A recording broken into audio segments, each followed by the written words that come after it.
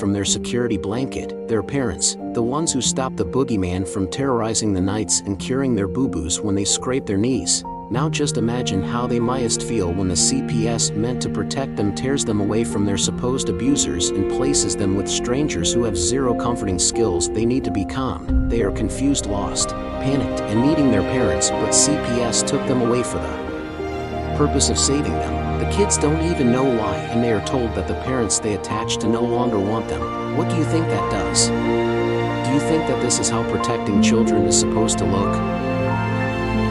Abolish CPS.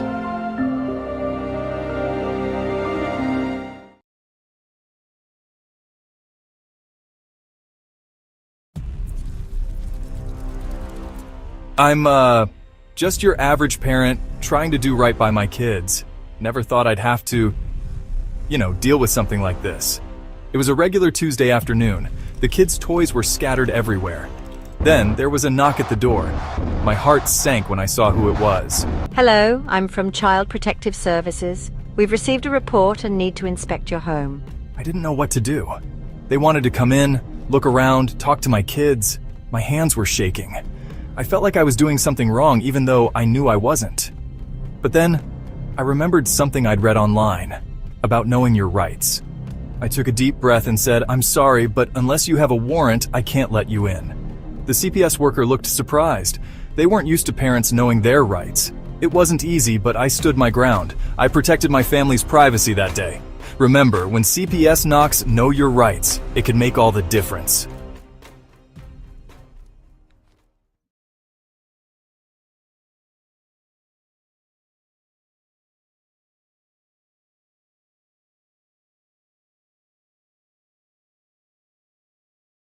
You already know do this as low as tonight.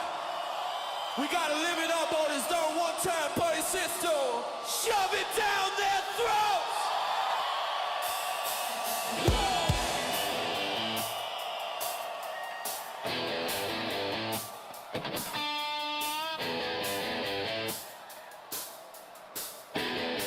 Well, they call it Tiff in the puncher. You can say that they're a little pissed. They're getting a little sick of this, running into court, swinging that fist.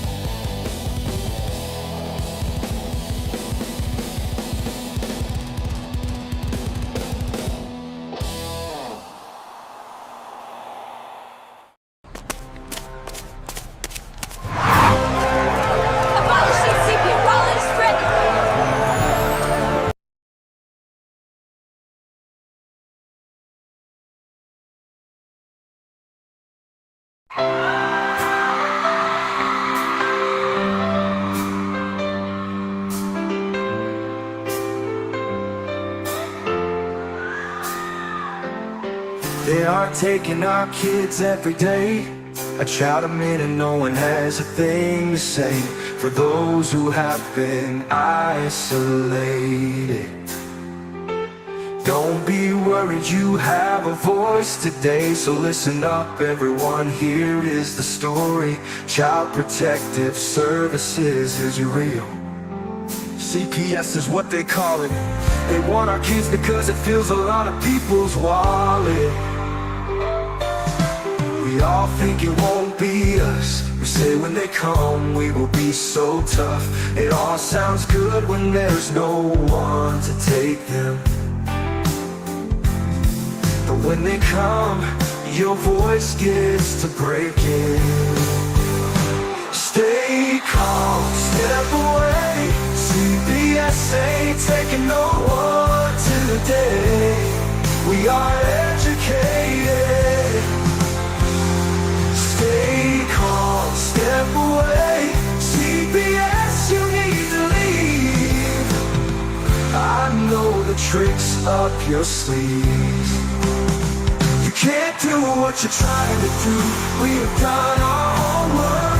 Don't do a damn thing without a warrant.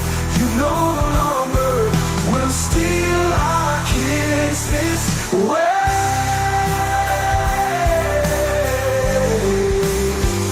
Tiff and the Punisher have come for the calling.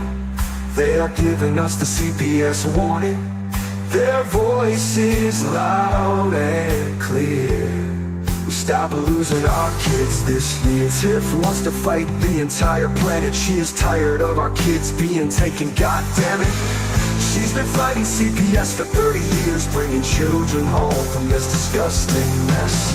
The Punisher is screaming out loud, abolish CPS and tear it down. I want all our kids to come back. Look at all those kids' pictures held up like thin tags. Together we are stronger than we need. We will tear down CPS with high speed. We will do so much being together. Birds of a feather flock together. So watch out CPS, here we come. Picking you one by one. We promise to bring back the family and prosecute the caseworkers unhandily. Give us back the kids you have taken. Tiff and the Punisher sending you all on a vacation. The one with bars in the windows and the only games you play are on Nintendos. Corruption in courts, here we come. We won't stop until it's done. You judges need to learn what you stand for. This is Tiff and the Punisher warrior, and we cry out to all of you out there. We need support for a cause that many don't care. All children are being stolen way too often. So CPS, we plan on doing the stopping. Stop it.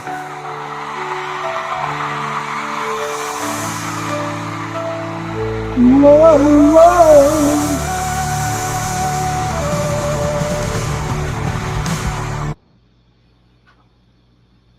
Let's shove it down their throats, Tiff.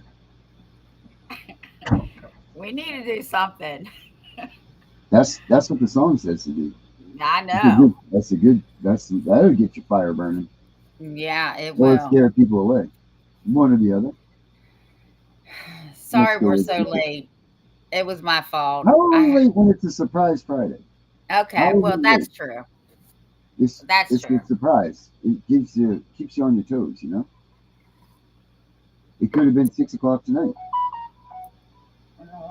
True. Yeah. Or like Mary says, we might have not even come on. Well, that's true too. Oh, there we go. Everybody's going to call now because no one can call all damn day, but they're going to call when we get on the show. I swear to God, because every one of these people that call me get notifications that say that we're on. Right. And you know what? Make sure you guys check out cpsbreakingnews.com. Yep. We're going to do the big X button. And I'm going to do the do not disturb thing now. You're going to force me to do not disturb everybody because nobody can be responsible with the calling of death. I'll tell you. Why is the music on? Yeah, music's always on. Tiff. Oh, well, I It's a must only separate hear test. it. I only must only hear it in my headset. So there's 33% of everybody that watches us. What? Please subscribe to our channel. And share these videos because it does help our algorithm, and we need to get this stuff out. I know that other people are doing it too, but Not the way we're doing it. right. And it's good that other people are doing it too, but you need to spread this word because we're the only ones that are teaching people what they need to be doing to prevent this stuff. That's true. So, please like, share, and subscribe for the 33% of you that are watching that aren't subscribing. Yeah, become a So it's Friday. Free Friday. Yeah. What are you doing this weekend? Working on all the stuff that I work on. I don't need this little room.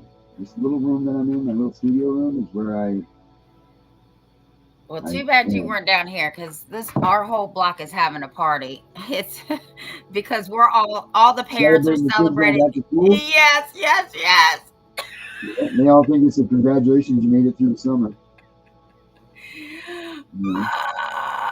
Yeah. You have a clown coming or anything?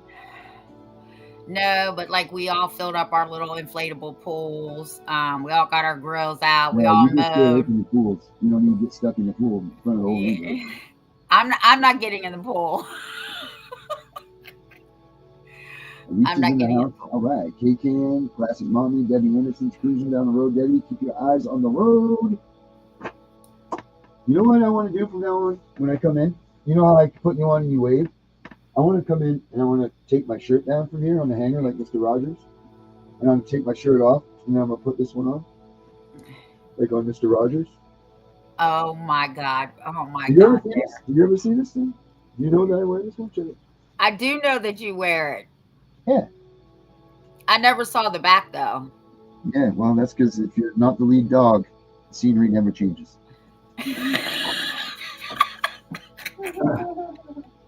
So,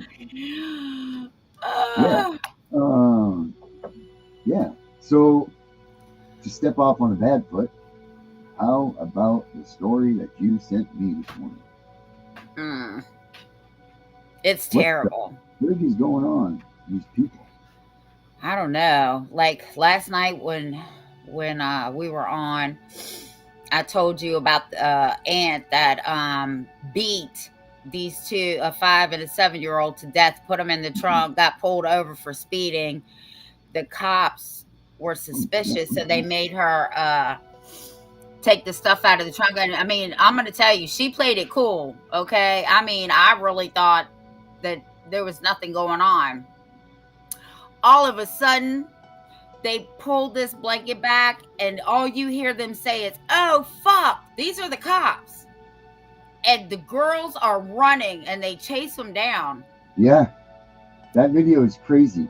It is crazy, right? And then she's still playing it off like she doesn't know what it is. And now, and I told my husband, I said, you know, I'm not a fan of the police, but I can only imagine seeing that terrifying and horrifying thing. And he was like, well, let's act like they're not the police and just look at the human side of it. Because, yeah, well, that's the thing that they talked about in that video. They're like, I can't ever unsee that. Because here's the thing, guys. The thing is that the woman had taken, she was a kin or whatever. She had it was her sister's kids, right? Yes. These children had been non-living for a year. And she had them wrapped in blankets in the back of her car. With maggots on them. The cop knew when he walked up. They said the car stunk so damn bad. Can you imagine getting in your friend's car? I mean, listen, I cleaned up dead bodies for many years. That's what I did. I was a crime and death scene cleaner. And death has a certain smell to it. Every job you win, and I say that it smells like money. But to others, I would say it's the smell of pungent cheese. It's the worst pungent cheese smell. And it smells the same every place that you go. When there's decomposition in there of a human, it smells like just the raunchiest cheese. Um, and so you know when you're in that business, when you walk into a place. I was in a building one time, and they had hired me to come in and clean the hallway carpets. And they said that they think that the dogs are pooping in the hallway or something like that. And as soon as you open the building, you're like, whoo! And I said, that's the smell of money right there. And, because it's smell of something dead. So these cops knew when they walked up to that car because nothing else smells like decomposition. Like it's, I guess, the most when the pungent cheese smell. But, so they knew right away when they smelled that. And that's why they're giving them such a piece. But can you imagine a year in that freaking car? A My year. my husband said this chick was driving around, going into hotels, eating McDonald's in the car with Yeah. these. And then where I left to come do the show, they said that they found a second baby. So Yeah. there were two of them. That one was And in the trunk.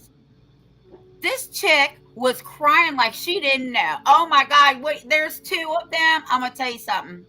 She's in Baltimore. And I don't care if you're a man or a woman in prison. I don't care what prison you're in, male or female, they're going to get you because what they don't like is people that hurt little people. Okay, Yeah. little No one kids. likes that. Right. So, and here's the thing. The sister, CPS had been involved, and the sister had given the kids to this lady.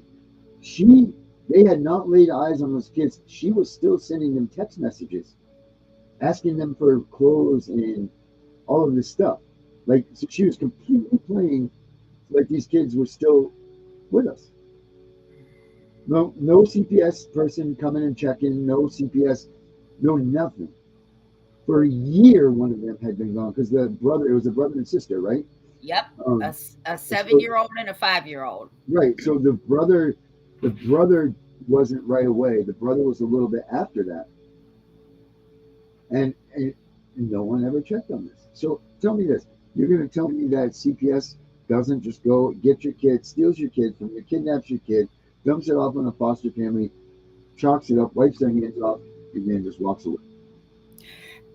That's why Mr. Ramey said they want proof that these children are where they're supposed to be. Yeah. I mean, how many people do we hear the stories that I forget they have a name for these families that they say, but they just come in and pretty much they're like, look, we don't care what you do, we don't care how you do it, but when they come to check on you, you need to be home, and other than that, we don't even want to see your face. Like, go out, be on the streets. Like Bo would tell us about that too. Like, they're just check cashers. That's all they are, and they don't even want these kids in their houses. But like some of them like these freedoms that they're given, and then some of them don't. They would pretty much get granted carte blanche to run the street, become a gangster, or whatever they try to become. And the facts are this: if you're going to be given that life and that freedom before you're really of age, and that you should be given that, you're not going up anyway. I mean, you might get a good luck, a good push, something happens to you later in life, but overall, without that structure of a family, without all of that going on, and you just trying to figure it out yourself on the streets, you've got nowhere to go. Your life without that structure, that family structure, without someone holding you accountable, without all of those things, you don't stand a freaking chance in this world. You just don't. You just don't. And it sucks. And they're literally giving these kids that have come from a somewhat structured home that are loved, be cared for. There might be some shit going on in the house, but whose house isn't there? If you find me a perfect person other than Jesus, and I'll show you, I don't know what I could show you, but something. But you know what I mean? Like there's no one's perfect. No one lives a perfect life. Life happens to all of us. Shit happens. We make a split-second bad decision that haunts us for the rest of our life. And that's not right. You're in a hurry to get to the kid's school. Someone steps out on the crosswalk. You're not paying attention. You run them over and you kill them. You didn't mean to do that. It was an accident. Like you're just not paying attention to that split second. Does that mean that you're a horrible person? You're a murderer? You're all this? No, it doesn't. Absolutely not. And if anybody's going to feel the worst about it, it's going to be you. for doing that. But yet they're going to penalize you like you were a mass murderer and all this and that. And that's awful because you didn't mean to do that stuff. It's the same thing that happens, in CPS cases in most instances. Because let's be honest, CPS just doesn't randomly show up at your house. If there's one thing that we can all be honest about, it's not that you didn't do nothing to have CPS come in. There was a reason that a flag went up and something took place that concerned someone to come. Now, whether it was an anonymous phone call or whatever, that's to be, determined. But in most cases, it stemmed from something that we all made a bad life choice, right? That's fair to be said, correct? But it's up to us to defend ourselves and make it that way. And CPS should understand that life just happens sometimes. You can't predict what this is going to bring. Like I always say, caseworker could walk out in that street with your kid after they take them and they both get hit by a school bus and they're gone. And they didn't see that coming. And then now whose fault is this? You know what I mean?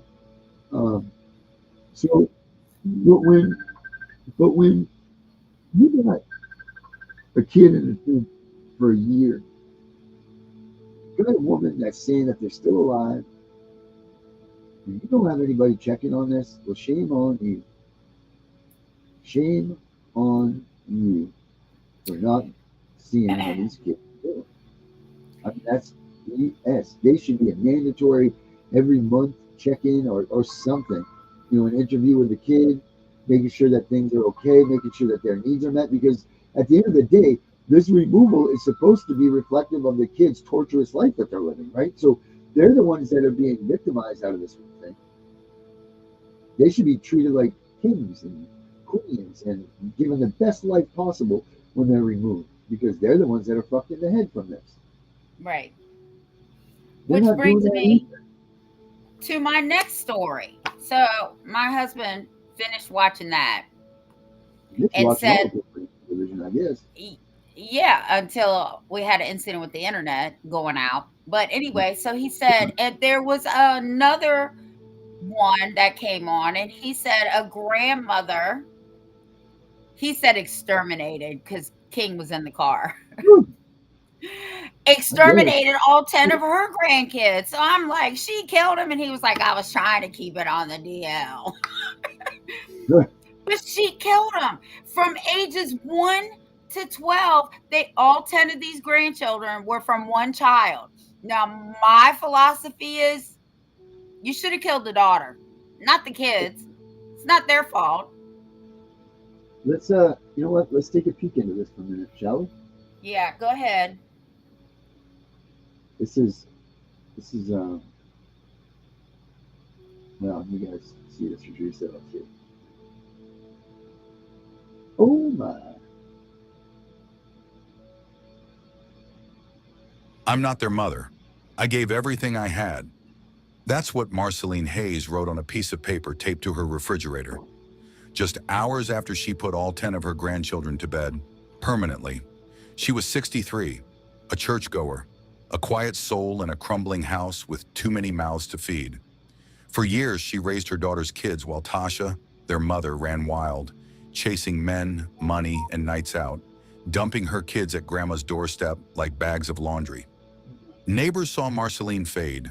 Her smile vanished. Her voice got thin. CPS came and went. No help ever came. No fathers showed up. No system stepped in. And when Tasha dropped off all 10 children for a weekend concert run, Marceline didn't protest. 2 days later, the house was silent. Too silent. No cartoons, no footsteps, no life.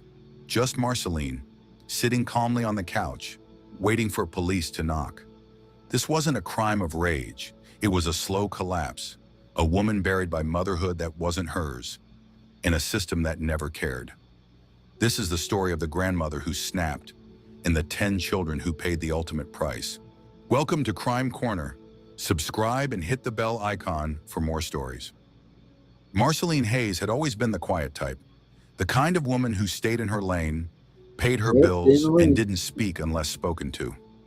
At 63, she still walked upright, wore her Sunday hat to church, and kept her garden trimmed. To neighbors in the sleepy town of Pine Bluff, Arkansas, she was a gentle soul. Soft-spoken, polite, and maybe a little old-fashioned.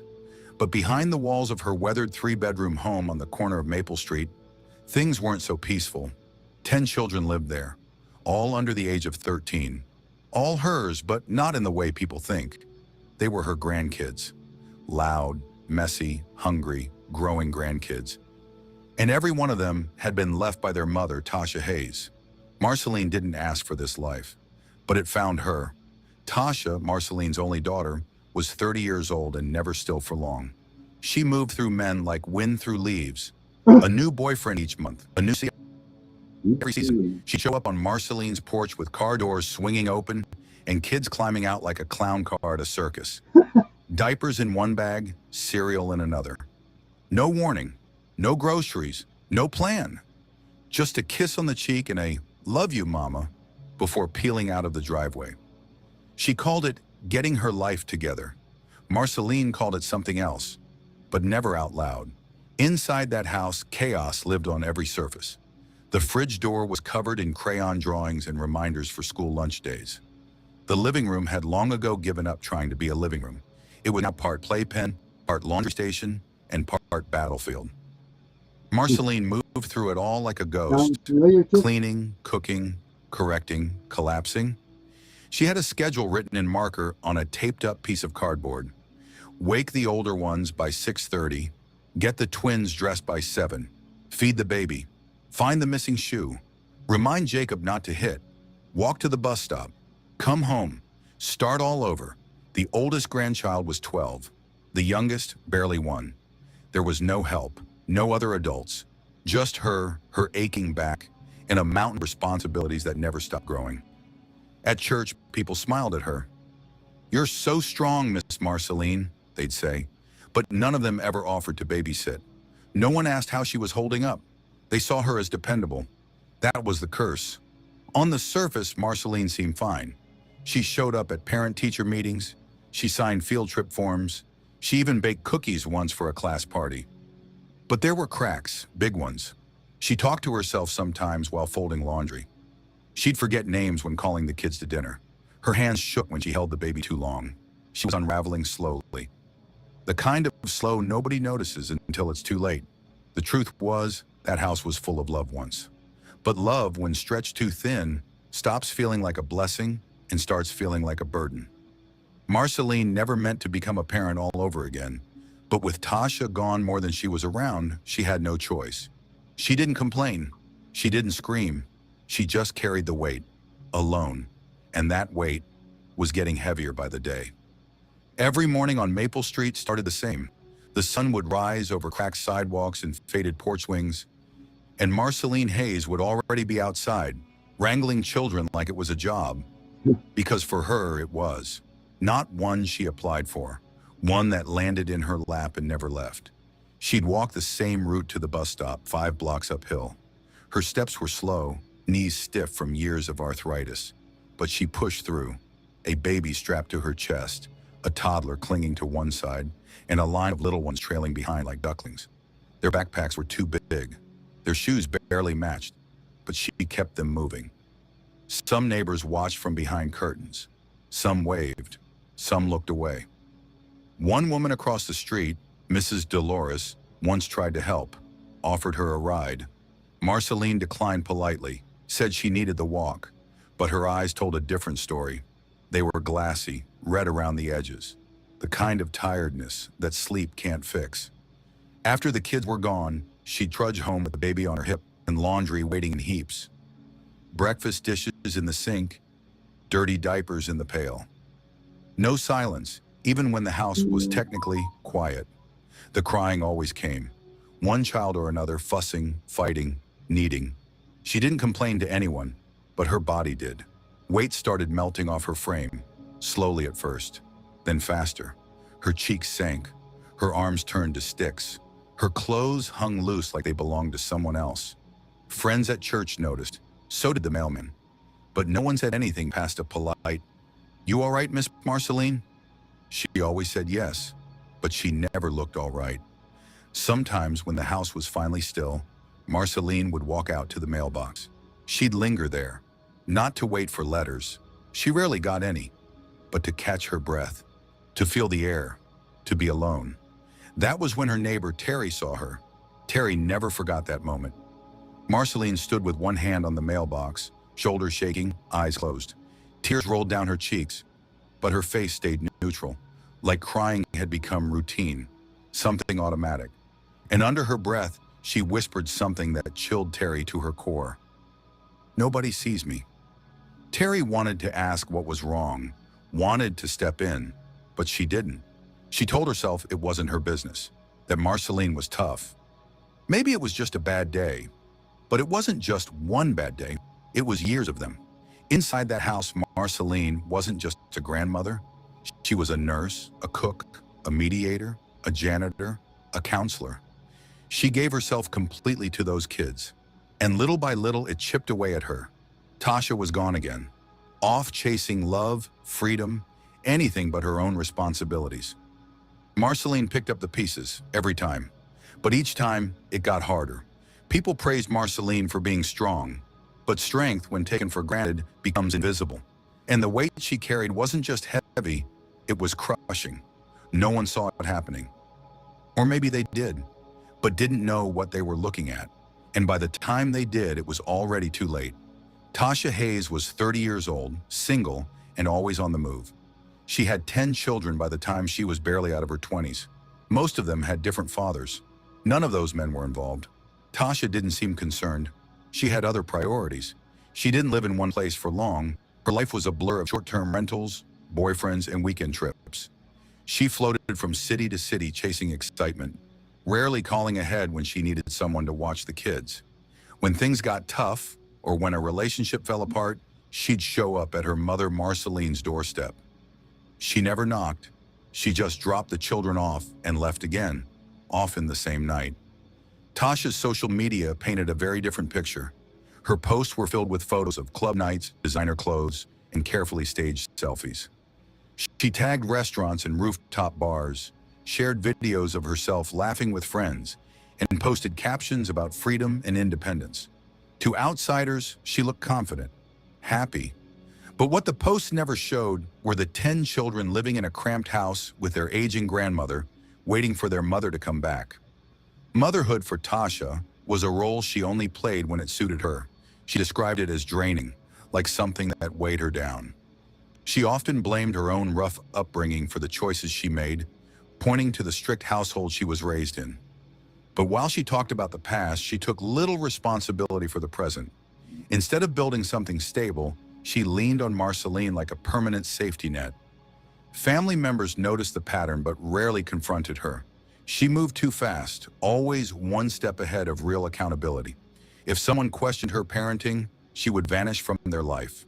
If a man showed interest in being part of her world, she'd focus on him until the excitement faded. Then it was back to Marceline's again, kids in tow, car trunk full of clothes and complaints. In the quiet town they all lived in, people noticed, Tasha's behavior was hard to ignore. Neighbors saw her come and go at odd hours, glancing at her children as she passed them off. The kids arrived at Marceline's tired, unwashed, sometimes hungry, but Tasha didn't slow down. She never looked back long enough to see how it was affecting them, or their grandmother. Each time she left the children behind, it became a little more routine. There were no check-ins, no apologies. The visits grew shorter, and the gaps between them longer. She offered no money, no food, and no plan. She simply assumed Marceline would handle it. She always had. Tasha didn't worry about rules or limits. She believed the world owed her peace, and that her mother owed her help. It never seemed to occur to her that Marceline might be overwhelmed, that maybe she was pushing her too far, that maybe the stress was more than an old woman could quietly carry. She didn't see the damage building in the walls of the house. She didn't hear how quiet Marceline had become, or notice how tired her eyes looked. She didn't ask. She didn't stay long enough to find out. And with each exit, Tasha made one thing clear without ever saying it. Whatever happened behind that door wasn't her problem. The house always looked too full. Too many shoes piled at the door. Too many bags crammed into the corner. Signs, but nobody really said anything. Marceline Hayes' small home, built for maybe 4 people, held 11. 1 woman and 10 children. It was the kind of arrangement that made people uncomfortable to think about, so they didn't. but the system noticed. Over the course of 1 year, Child Protective Services made 3 separate visits to the property. Reports had come in from different sources, some anonymous, others from people who knew the family. The complaints were consistent. The house was overcrowded, the children looked unkempt, and no adult supervision was visible during the day. Each visit followed the same pattern. A knock at the door, a rushed conversation. Marceline, always polite, always calm, let them in. She showed them the bedrooms. She showed them the pantry. Everything was neat, at least on the surface. Beds were made, floors swept, the fridge had food. The kids, when asked, said they were fine, and that was enough. There were no bruises, no screaming, no immediate evidence of harm. So the caseworkers took notes and moved on. Some marked it as borderline but low risk. Others flagged it for follow-up, but nothing ever came of those follow-ups. Marceline passed each visit by saying the right things at the right time. She knew how to talk to officials. Years of handling life alone had taught her what they wanted to hear. What no one seemed to ask, or if they did, never pushed hard enough, was how she was coping. 10 kids, ages ranging from toddlers to teenagers, each with different needs, different routines, different challenges, diapers and homework, fevers and fights, all landing on the shoulders of a 63-year-old woman with no partner and no backup. The kids were not in danger, at least not in the way the system defines it. They were fed. They had beds, but they also had vacant stares. They were quiet when they should have been loud. They flinched at sudden movements. One teacher at the elementary school noted that the youngest girl cried whenever it was time to go home. Another child fell asleep in class every day, eyes heavy with something deeper than just exhaustion. Still, the reports didn't escalate. The caseworkers were stretched thin, overloaded with more urgent cases, babies in true danger, homes with visible violence, parents under the influence. Compared to that, Marceline's situation looked manageable. Tragic, maybe, but not a criminal. No one saw the warning signs for what they were. Not the social workers, not the school counselors, not the neighbors who heard crying at odd hours but figured it wasn't their place. Marceline never raised her voice. She never asked for help. She just carried on, keeping up the appearance of control while her spirit slowly frayed. She passed every test placed before her. Clean counters, folded clothes, children who smiled on command. But what no checklist could measure was the weight pressing on her chest. The kind that made her body move slower, her thoughts grow darker. The kind that doesn't show up in reports until it's too late. And by the time anyone realized the truth, 10 children were already gone. Marceline stopped being herself long before anyone noticed. At church, where she once sang alto in the choir, her seat stayed empty for weeks. She used to bring the youngest grandkids dressed in their Sunday best, hair neat, shoes shine. But one Sunday became 2, then 3, until no one saw her at all. When asked, the pastor said she was probably just tired. That word came up a lot. Tired. Her body began to tell the story that her mouth never did. The roundness in her cheeks faded. Her clothes started hanging loose. Her arms, once strong from years of lifting children and groceries, looked thin and fragile. The bags under her eyes were deep and purple. She didn't walk so much as shuffle. Every step seemed like something she had to think about. Like her legs didn't move unless her mind reminded them to. The house reflected her wear. Toys were still picked up, but barely. Dishes stacked higher than usual. Laundry took longer to appear folded. The older kids helped when they could, but children helping raise children could only do so much. Marceline was always in motion, but less and less was getting done. She'd start boiling rice and forget the stove was still on. The kids ate cereal for dinner 3 nights in a row. School notices were missed. Doctor appointments were rescheduled or skipped altogether. One day she put a baby bottle in the cabinet and a can of soup in the crib. When asked about it later, she said she didn't remember doing that at all. The people closest to her, those who tried to check in, could feel the difference. One friend recalled stopping by and seeing Marceline on the porch, staring at nothing, her lips moving, but no sound coming out. When she finally made eye contact, she smiled and waved, but the gesture looked like it took everything she had left. Another friend said she once brought over a casserole and left it on the porch. When she came back the next day, it was still there, untouched. Flies had started gathering. Marceline eventually texted a thank you, but didn't explain why it sat outside. She simply said, "Things have been heavy." Everything about her became distant. Phone calls were shorter. Texts came less often. The moments she did respond, her words were flat. She didn't complain. She didn't vent. She just quietly faded, like someone preparing to exit a room without drawing attention. The weight she carried wasn't just physical, it was emotional, psychological. Each child added more responsibility, more noise, more needs. And with Tasha gone more often than not, those needs fell squarely on one person. Marceline didn't just feel tired, she felt invisible. And invisibility, when paired with exhaustion, can be a deadly thing. Her neighbors chalked it up to age. Her church chalked it up to stress. But what no one realized was that Marceline wasn't just slipping, she was unraveling. And though no one could hear it, a silent decision had already started forming in her mind. One that didn't come from anger, one that didn't come from hate, but from the quiet, crushing feeling of being completely alone, with no end in sight. It was a Friday evening that felt like any other. The sky was starting to dim, streaks of orange and pink folding into one another. In the Hayes neighborhood, kids played outside, dogs barked, and porch lights flicked on one by one. But something was different at the small house on the corner, Marceline's house. A van pulled up fast, tires crunching gravel as it turned sharply into the driveway. Tasha stepped out, looking rushed. She was wearing high heels and a tight outfit more suited for a club than a visit home. The 10 children spilled out behind her, backpacks dragging, little hands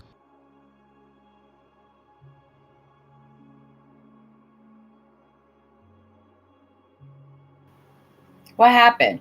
clutching toys, tab her fast food. Already explained much. She never did. She told her mother she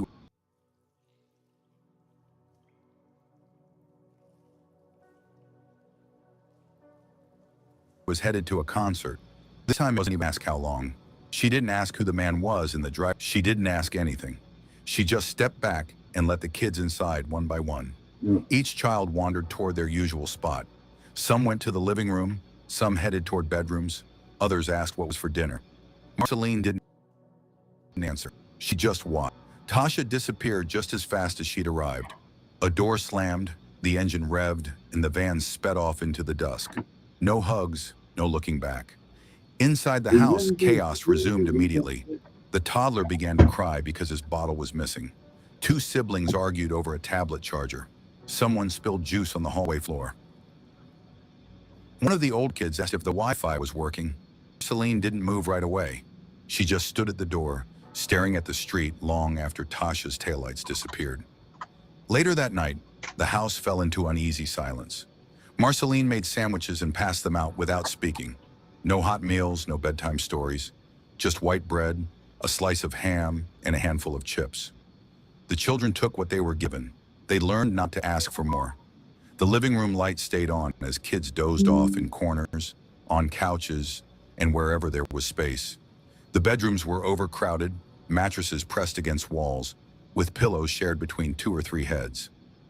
The hallway was lined with tiny shoes and laundry baskets full of clothes. The air smelled of baby powder and exhaustion.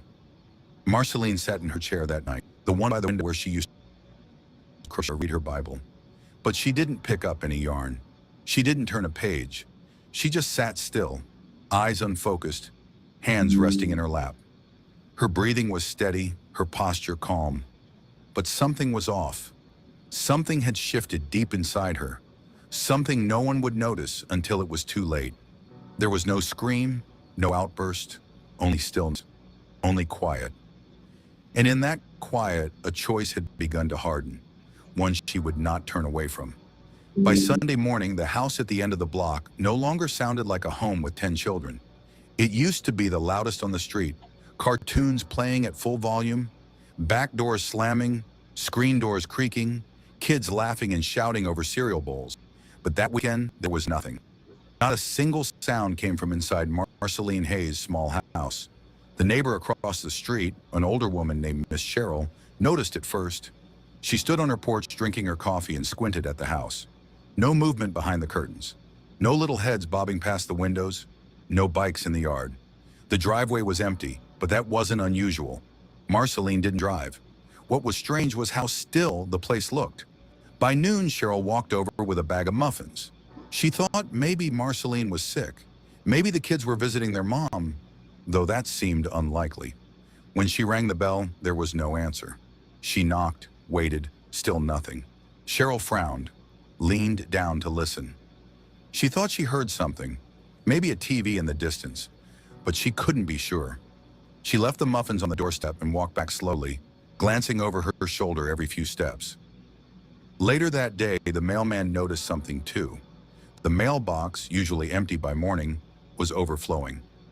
Letters were stuffed tight, one hanging half out, fluttering in the breeze. Packages sat untouched on the front stoop. A small shoebox with a child's name written in marker had been left on Friday, still there. The mailman paused, took a mental note, then moved on. By sunset, the neighborhood was watching. Windows were cracked open. Curtains were lifted an inch or two. Everyone knew the Hayes house was usually alive with sound. It had become part of the landscape, the noise, the activity, the daily shuffle of raising 10 kids. Without it, the street felt unbalanced. By Monday, concern grew into tension. Some wondered if the family had left. Others whispered things they couldn't explain. A couple of children from down the block dared each other to peek through the side window. They climbed onto an old milk crate and tried, but the blinds were closed tight. A family member, a cousin from the next town, drove by that evening. She was the type to check in randomly, especially when she hadn't heard from Marceline in a few days. She tried calling, but the line went straight to voicemail. Texts went unanswered. The cousin parked, knocked hard on the door, waited, then called out Marceline's name. Nothing. By Tuesday morning, she came back with a spare key. She stood on the porch for a long time before unlocking the door. The air inside felt heavy, not stale but thick, like it hadn't moved in days. The quiet wasn't peaceful, it was wrong, too deep, too still. She didn't go far before backing out and calling 911. What she had seen inside was just enough to know something was terribly wrong. She didn't need to count. She didn't need to touch anything. The silence of Birchwood Lane had turned into something else entirely. The call came in just after 9 a.m. A relative had gone to check on the Hayes family and found something she couldn't explain. The 911 dispatcher's voice stayed calm, asking for details, but the woman on the phone couldn't form clear sentences. All she kept saying was, "You need to send someone. Please, now." Police arrived within 10 minutes. They knocked first. No answer. Then they tried the door. It was unlocked. Inside, the house was silent. Too silent. Officers entered carefully, one hand on their holsters, unsure of what they were walking into. The living room was clean. Too clean. The television was off. The lights still on. A faint scent of air freshener filled the space, masking something that hadn't yet revealed itself. In the front room, they saw her. Marceline Hayes sat calmly on the couch, her hands folded neatly in her lap. She looked up at the officers without fear, without emotion. Her face was blank. Her clothes are tidy. No signs of struggle, no sign that she had been harmed. But her eyes told a different story. Vacant, like something inside had already left. They asked her to stand. She did. Slowly, stiffly. She said nothing. Officers began moving through the house, room by room. Each door creaked open to reveal the same awful scene. 10 children, all tucked into their beds, fully dressed as if they had been laid down after a school day. Each one motionless, lifeless. There were no signs of a fight, no mess, no panic, just stillness. One room had bunk beds, 2 boys resting above, 2 below. Another room held a crib, where the youngest, a toddler, was placed gently on his back. Every child had been killed in the same way. The exact details were not immediately released, but it was clear to investigators that this was not an accident. There were no signs of outside entry, no forced doors, no broken windows, nothing to suggest someone else had come in. Crime scene investigators arrived shortly after. They photographed every room, bagged evidence, took samples. They searched the kitchen drawers and medicine cabinets. They checked for poison, checked for drugs. Everything appeared in order, too much so. It was as if Marceline had planned every step. The bodies were removed quietly, placed into black bags and carried into waiting vans. The neighbors who had gathered across the street began to cry. Some covered their mouths. Some whispered prayers. Others just stared, unable to believe what they were seeing. The house that had so loud was now the quietest on the block. And inside, Marceline never asked what would happen next. The photo beside the note was one of the youngest child, barely a toddler, chubby cheeks, big smile. He wore a red t-shirt that said, "Mommy's favorite." The paper next to it, taped unevenly to the fridge, stood in stark contrast to the joy captured in the image. The note wasn't long. It didn't ramble. It didn't beg for forgiveness. It simply said, "I'm not their mother. I gave everything I had." Those words would go on to define the tragedy. In the media, in court, in every discussion about what happened inside that quiet home in Arkansas. For the officers who discovered it, the meaning was clear. This wasn't a crime of passion. It wasn't impulsive. It was methodical, pre-planned. The handwriting had been traced over more than once, as if Marceline wanted to make sure every letter was readable. She had thought about what she wanted to say, and more importantly, what she didn't want to say. She didn't write any of their names. Not her daughters, not the children's. Just that single haunting message. And the placement, right on the fridge, where you'd normally see crayon drawings or grocery lists, only made it worse. Investigators took photos of the note before removing it. It was bagged carefully. Forensic teams checked the ink, the tape, the paper. Nothing unusual turned up. It was a common marker, standard paper, the kind found in any home office. But its impact, anything but ordinary. Family members were contacted immediately. Tasha couldn't be reached. Several cousins were notified. One aunt fainted at the news. No one could understand how things had gotten to this point. Some asked why no one had seen it coming. Others claimed they had, but no one listened. The note made people argue. Some said it proved Marceline had snapped, that she didn't know what she was doing. Others said it showed just how aware she was, enough to write a final message and calmly wait for the consequences. News outlets got hold of the note's content within hours. It was all over the local headlines. "I gave everything I had." That quote became the tagline of the tragedy. It was printed beneath every photo of the house, of Marceline, of the children. TV anchors repeated it. Experts debated it. Viewers whispered about it in their living rooms. Online, people began dissecting it. Was it a cry for help? A final act of defiance? A cold truth spoken by a woman who'd been pushed too far? Inside the house, there was no mess, no blood, no broken furniture, just that note, taped by hand next to a smiling baby boy. There were no fingerprints other than Marceline's. No sign anyone else had even touched it. The message wasn't hidden. It wasn't tucked away in a drawer or scribbled on a bathroom wall. It was out in the open, like everything Marceline had carried for years. Open, but ignored. She didn't try to run. She didn't try to hide the evidence. The note wasn't for the police. It wasn't for the press. It was for whoever finally showed up. Too late. Marceline Hayes did not cry when they handcuffed her. She did not yell, resist, or ask questions. She calmly from her couch to the back of the police cruiser, past the lifeless bodies of 10 children she had once tucked in every night. She stared straight ahead, expression unreadable, as if her mind had already stepped out of the room hours ago. At the station, she sat quietly.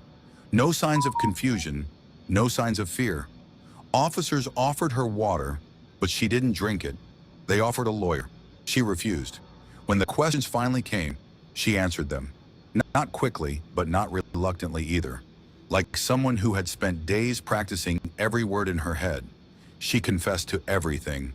She told the detective she had been slowly breaking for years. That every diaper, every scraped knee, every report card and lunchbox and late-night cough had chipped away at her bit by bit. That she had begged for help more than once, and no one came. That her daughter Tasha saw her not as a mother, but as a tool, a free babysitter, a convenience. She explained how she had thought it through, not in a flash of anger, but over time. How she planned it across multiple days, down to which blankets she'd use, which food would be their last, and which pajamas each child liked best. She didn't name the method in detail, but authorities already knew. What shocked detectives most wasn't the horror of the act. It was her calm. Marceline didn't cry. She didn't ask for forgiveness. She didn't try to shift blame. She said only that she believed the children deserved peace, that living in chaos, bouncing between a club-hopping mother and a grandmother held together by nothing but guilt and routine, was no life at all. She repeated a phrase multiple times during her questioning. I just wanted the noise to stop. There was no indication of mental illness on the surface, no history of medication, no past violent behavior. Marceline had passed every CPS inspection. She'd cooked, cleaned, and attended school meetings. But the quiet madness had been growing under all of that, undetected. The video from the interrogation room was later played during trial. Viewers across the country saw a woman who looked worn out but not unstable. Her voice was steady. Her answers were short but clear. She never smiled. She never once said sorry. Experts were brought in to assess her mental state. Some called her dissociative. Others said she showed signs of severe depression, masked by high-functioning behavior. But legally, she was fit to stand trial. She understood what she had done. Public reaction was divided. Some saw a monster in human skin. Others saw a woman crushed by a system that expected her to carry a burden no one else would touch. Either way, Marceline never asked for pity. When police finally tracked down Tasha Hayes, she wasn't hiding. She was in a hotel room across the state line in Texas, surrounded by shopping bags, a half-eaten fast food meal, and a man she'd been dating for barely a month. Her phone had been off for 2 days. She hadn't checked in with her children, hadn't answered calls from family, and hadn't even opened the group texts that hinted something might be wrong. Detectives knocked on the hotel door just before noon. The man opened it. Tasha was still lying on the bed, scrolling through a dating app. At first, when officers explained who they were and what had happened back home, she laughed. Not because she found it funny, but because she thought it had to be a mistake, a misunderstanding. 10 kids, gone. That wasn't possible. Then they showed her a printed statement, a name, her mother's name, Marceline Hayes, and a number, 10. Tasha's body stiffened. She slid off the bed slowly, hands to her mouth. The color drained from her face. Her knees gave way, and she dropped to the floor in a silent collapse. For a few seconds, there was no sound. Then came the screams, loud, gasping, and broken. But back home, her cries were met with more bitterness than sympathy. News had already spread by the time Tasha was brought in for questioning. Local news stations were reporting on the tragedy nonstop. Photos of the children, school portraits, and birthday snapshots were plastered across every screen. People were angry, and much of their anger wasn't directed at Marceline. It was at the daughter who had left 10 lives in someone else's hands and vanished. Tasha's social media exploded. People screenshotted her Instagram photos, bottle service, birthday trips, bathroom selfies in clubs. Commenters flooded her posts. Some called her selfish, some called her a criminal. Others used even harsher words. They blamed her for leaving her children with a woman who was clearly overwhelmed. They blamed her for knowing deep down that her mother was drowning and doing nothing. During police questioning, Tasha said she had no idea Marceline was struggling that much. She said her mother always looked fine and never asked her to stop. When asked how often she left the kids with Marceline, Tasha said she couldn't remember. She claimed she was doing her best as a single mother, that she needed breaks, that her mother had always stepped up. But those explanations rang hollow to investigators. Her best was disappearing for days without checking in. Her breaks lasted weeks. And every time things got hard, she dropped the weight on someone else. In the days that followed, Tasha tried to plan funerals, but family members pushed back. Some didn't want her involved. A few said she didn't deserve to stand beside those caskets. Even her cousins, who once defended her wild lifestyle as just being young, pulled away. The sympathy she had expected never arrived. The public saw her as part of the problem, not with blood on her hand, with neglect in her shadow. She wasn't arrested. She wasn't. But in the court of public opinion, Tasha Hayes had already been found guilty. The nation didn't just hear the story, they felt it. News outlets ran the headline for days. Arkansas grandmother kills 10 grandchildren in cold blood. The numbers alone were horrifying. 10 children, 1 woman, 1 quiet home now turned into a symbol of something far bigger than a single tragedy. As more details came out about Marceline's exhaustion, about the overcrowding, about Tasha's repeated disappearances, the public split into sides, and they were loud about it. Some were quick to call Marceline a monster. They saw the pictures of the children, each one smiling, innocent, and full of life, and couldn't imagine how anyone could harm them, especially someone who raised them. They pointed to her planning, her calm demeanor after the act, and her refusal to apologize. They demanded justice. Many wanted the death penalty. They asked how a woman who had spent years holding babies could become someone who stopped their hearts. But another group blamed Tasha. To them, the real crime was not just the killing, it was what came before it. They saw a daughter who dumped her children at her mother's door and walked away without looking back. They remembered the social media photos, the clubs, the men, the captions about needing a break. These voices shouted that Marceline should have gotten help, yes, but that help should have come from the mother who gave birth to those kids. They called Tasha selfish. They called her negligent. Some even suggested she should be charged for putting her kids in harm's way. Still others pointed fingers even higher, at the system, the people meant to protect children, the agencies that had visited the Hayes home and walked away. Journalists uncovered 3 separate visits from Child Protective Services in the last 18 months. Each time the case had been closed, no follow-ups, no intervention, just forms filed and boxes checked. To many, that was the real failure. Not just Marceline breaking down, but a world that let her carry so much for so long without support. Family members also couldn't agree. Some stood outside the courtroom with signs that said justice for the kids. Others posted messages asking for forgiveness, saying Marceline had been pushed too far. A cousin on Tasha's side told reporters, "We all saw it coming. No one wanted to say it out loud." The community was divided. Talk shows debated the story for days. Was it murder? Was it madness? Was it a cry for help that came too late? Some experts said Marceline showed signs of caregiver burnout, a psychological state where exhaustion turns dangerous. Others said that was no excuse for what she did. Comment sections were filled with arguments. Mothers blamed daughters, daughters blamed grandmothers. Everyone blamed someone. And in the middle of it all were 10 small faces. Their names were read aloud at vigils, their school teachers lit candles, and their classmates left drawings on the fence outside the house. The mural went up quickly. 10 stars, 10 smiles. But even painted in love, the wall couldn't block out the noise of a nation looking for someone to blame. The truth didn't come from the courtroom or the family. It came from paperwork, files buried deep in a case management system nobody had touched since last year. A local reporter filed a records request out of curiosity, hoping to learn whether Marceline had ever asked for help. What came back changed the story entirely. There were 3 calls, all made by Marceline herself. 3 times she had reached out to Child Protective Services in a 12-month period. 3 different caseworkers had spoken with her. Each time her words had been nearly the same. The first report came in just after the start of the school year. Marceline said she was overwhelmed. She had 8 children with her at the time, some toddlers, some in middle school. She asked if there were programs to give her a break. Respite care, maybe. A caseworker made a note.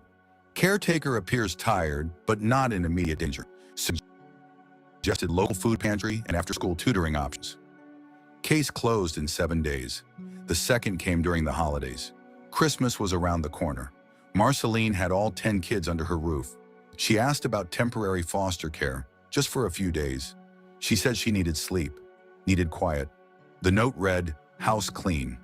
Children appear healthy, no signs of abuse, referred to a local nonprofit, no further action." The third came in the early spring. This time the tone had changed. Marceline asked if the kids could be split up, if any could be taken in by other family members. She said she was starting to forget things, that she had locked herself in the bathroom just to cry. "Too many little voices," she said. "I can't hear my own thoughts." The call was flagged as low priority due to lack of immediate danger. The note ended with a line that would later haunt everyone who read it. No follow-up needed at this time. Each time she reached out, each time the answer was no. When the story broke, the agency responsible went into damage control. A spokesperson issued a statement expressing sadness and promising an internal review. But inside the department, no one was surprised. Caseworkers were burned out. Caseloads were high. The office was understaffed, and too many calls like Marceline's were treated the same way. Mild concern, brushed aside, no deeper look. One former employee, speaking anonymously, said what others were too afraid to admit. "It's not that we didn't care, we just didn't have the people. If it's not bruises or broken bones, it goes to the bottom of the stack." Advocates for child welfare immediately responded. Some blamed leadership, others said the rules needed to change. But for the public, the damage was already done. The idea that help had been asked for and denied shattered whatever simple version of the story remained. It didn't excuse the outcome. It didn't bring the children back. But it added something cold and awful to the narrative. Not just that a woman had broken, but that she had whispered for help and no one had listened. After the news spread, the public began asking another question no one had dared to say out loud in the first days of grief. Where were the fathers? Of the 10 children who lost their lives in Marceline's home, 8 had different last names. School records and medical forms showed a list of fathers. Different spellings, different addresses, and in many cases, no contact information at all. In some files, the father field was simply left blank. No emergency contacts, no guardianship notes, just Marceline. When the police tried to notify next of kin, they ran into dead ends. Some numbers were disconnected, others went to voicemail and were never returned. A few men hung up when they learned what had happened. Not one father showed up at the hospital, not one came to the morgue to identify a child. The coroner's office waited days before proceeding. When no legal guardians came forward, Marceline was legally recognized as the next of kin for all 10. Even in death, the responsibility remained hers. Reporters tried to track down the men. They searched social media, scanned old mugshots, even visited addresses linked to child support filings. One man was in another state with a new family. Another had been in and out of prison for years. Several simply couldn't be located. When court proceedings began, the judge asked, formally and on the record, if any biological fathers wished to speak or claim responsibility. The courtroom was quiet. The benches, once packed with media and angry relatives, had more empty rows than people that day. No father took the stand. No father wrote a statement. No one asked for their child's remains. Tasha, the mother of all 10, had no answers either. When questioned about the fathers, she shrugged. Some names she remembered, others she didn't. Some men had been around for a month, some only a few weeks. None had stayed. None had sent gifts, school supplies, or called on birthdays. To Tasha, they were memories blurred by time and bad choices. Family members on Marceline's side grew bitter. Some blamed Tasha, some blamed the men. All of them felt the weight of what had been left behind. One aunt quietly arranged for a group burial, since no one else had stepped up to claim the children. 10 caskets, 10 plots, paid for by donations and the local church. The absence of the fathers became more than a detail. It became a wound that ran beneath the headlines. In news discussions, it was mentioned carefully, like a bruise nobody wanted to press. But the silence around it screamed louder than anything else. Marceline's lawyers tried to bring up the lack of paternal support during trial prep, suggesting it might help paint the picture of pressure and abandonment. But the court didn't allow it. The children were gone, and their fathers, present or not, couldn't be tried for absence. Still, for everyone watching from outside, the message was impossible to ignore. These children hadn't just been failed by one person, they'd been failed by a whole line of men who vanished when they were needed most. The courthouse in Pulaski County had never seen anything like it. When the trial date was set, local media called it the most disturbing case in Arkansas in over a decade. People drove in from nearby towns just to stand outside the courthouse, hoping for a glimpse of the woman at the center of the storm. Marceline Hayes, the grandmother accused of killing all 10 of her grandchildren. She entered the courtroom wearing a beige jail uniform, her face unreadable. There were no tears, no nods, no signs of regret. She moved slowly with a slight limp and sat quietly beside her lawyer. Dozens of cameras clicked as she walked past them. Every reporter wanted to capture the face of the woman who had carried the weight of 10 lives and then taken them all away. The prosecution came prepared with a list of charges, 10 counts of capital murder. They outlined their case with timelines, medical reports, and expert analysis. They painted Marceline as someone who knew what she was doing, someone who had taken her time and carried out the killings with methodical precision. They told the jury that all 10 children were found in their beds, fully dressed, with no signs of struggle. The act, they said, was not one of panic. It was planned. On the other side, the defense didn't deny the facts. Marceline's lawyer told the court there would be no arguments about who did it. Instead, they focused on why she did it. They described a woman abandoned by her daughter, left alone with 10 kids, each with different needs, none of whom she had asked to raise. They presented notes from past visits to social services, showing her attempts to seek help. They showed her health records, blood pressure, arthritis, chronic fatigue. They said this was not a monster, but a broken person who had been pushed too far. Throughout the trial, the courtroom displayed large frame photos of each child, school portraits, holiday snapshots, smiles frozen in time. The jurors were told their names, ages, what they liked to eat, what cartoons they watched. Some of the jurors cried silently. Others looked away. Tasha, the mother, was called to testify. She took the stand wearing all black, face pale, hands shaking.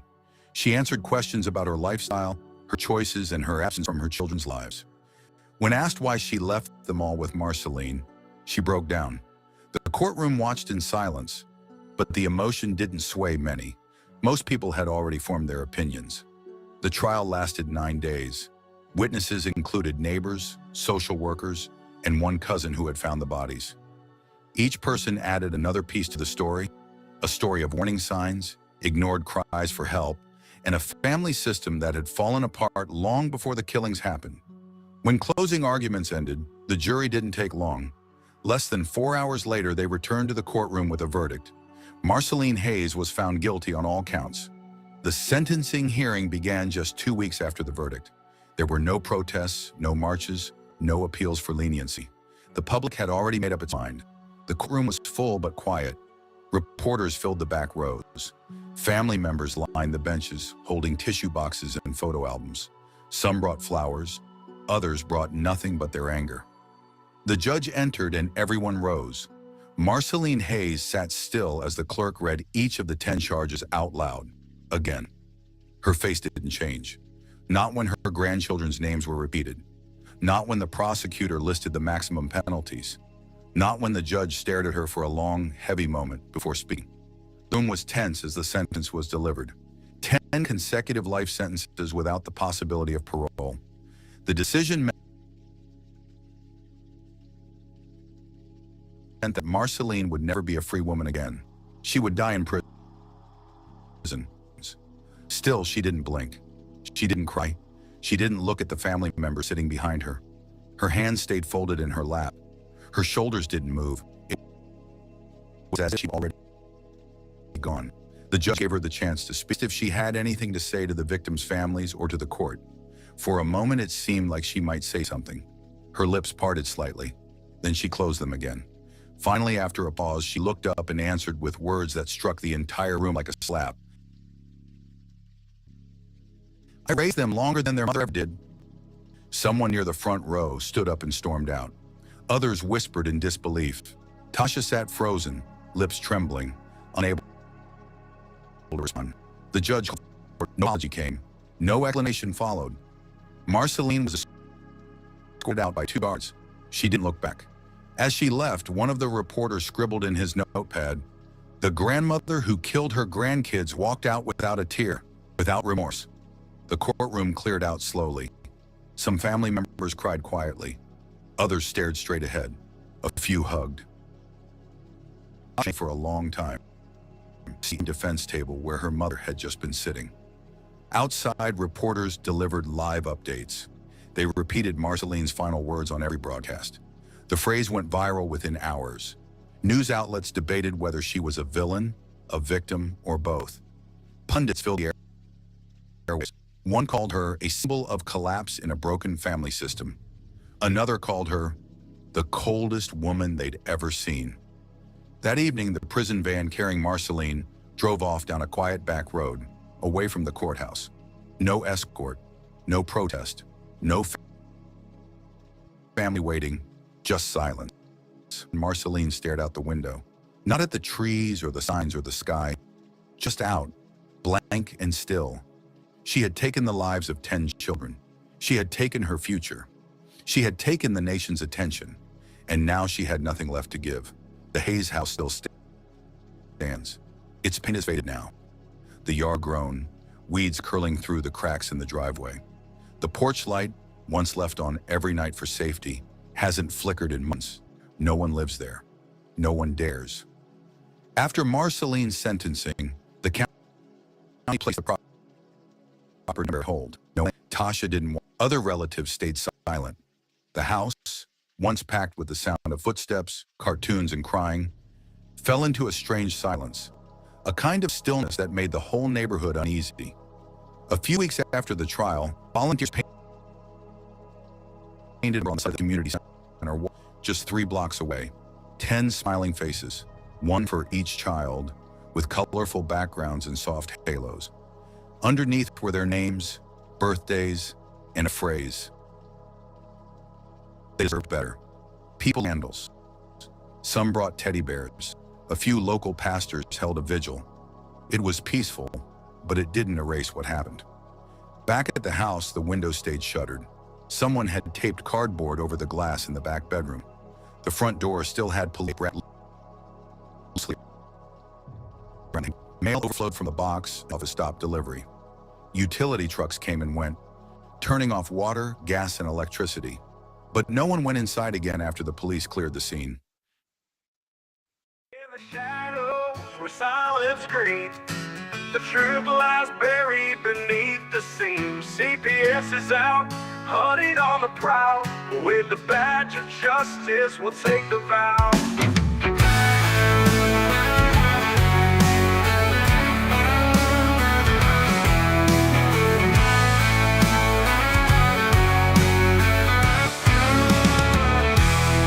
They come with badges, dressed in deceit, taking children, claiming it's all for the streets. We rise up, we won't be ignored. The CPS Punisher leads us toward the score.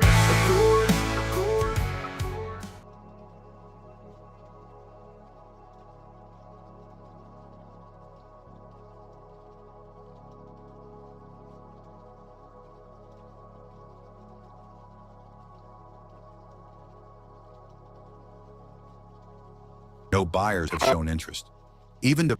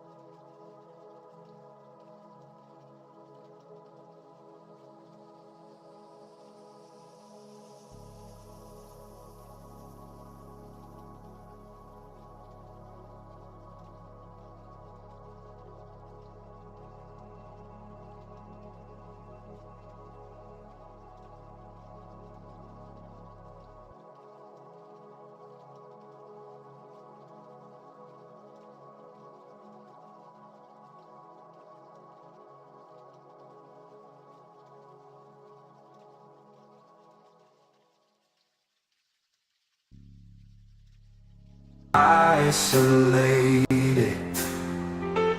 don't be worried.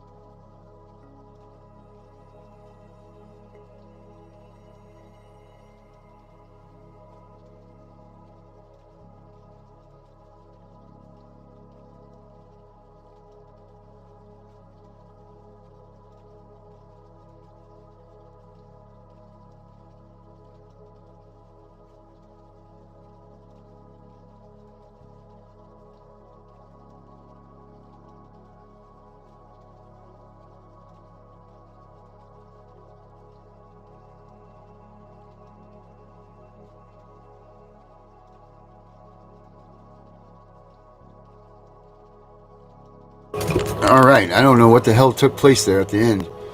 We went through that whole damn thing and missed the ending. Does that happen to you guys too? And then Tiff even get kicked out of here.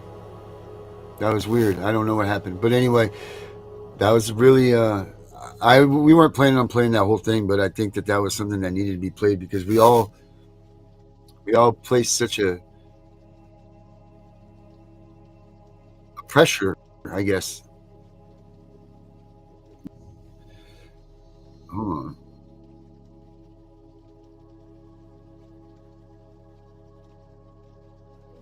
Hang on 1 second, guys. Bear with me here.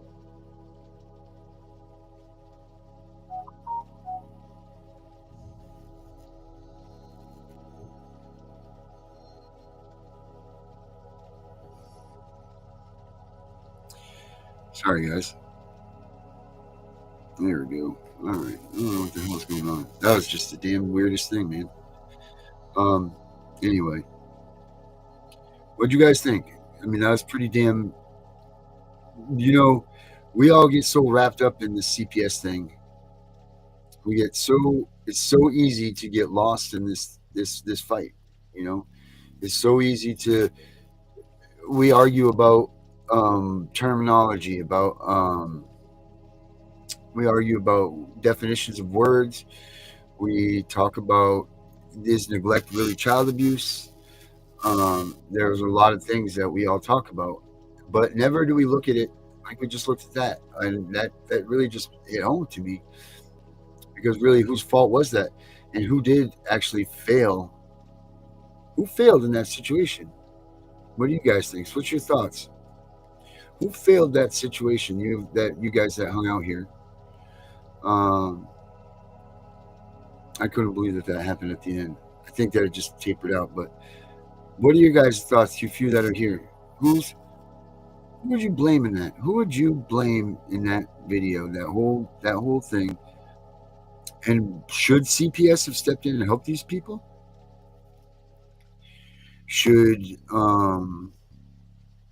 What should have been done there?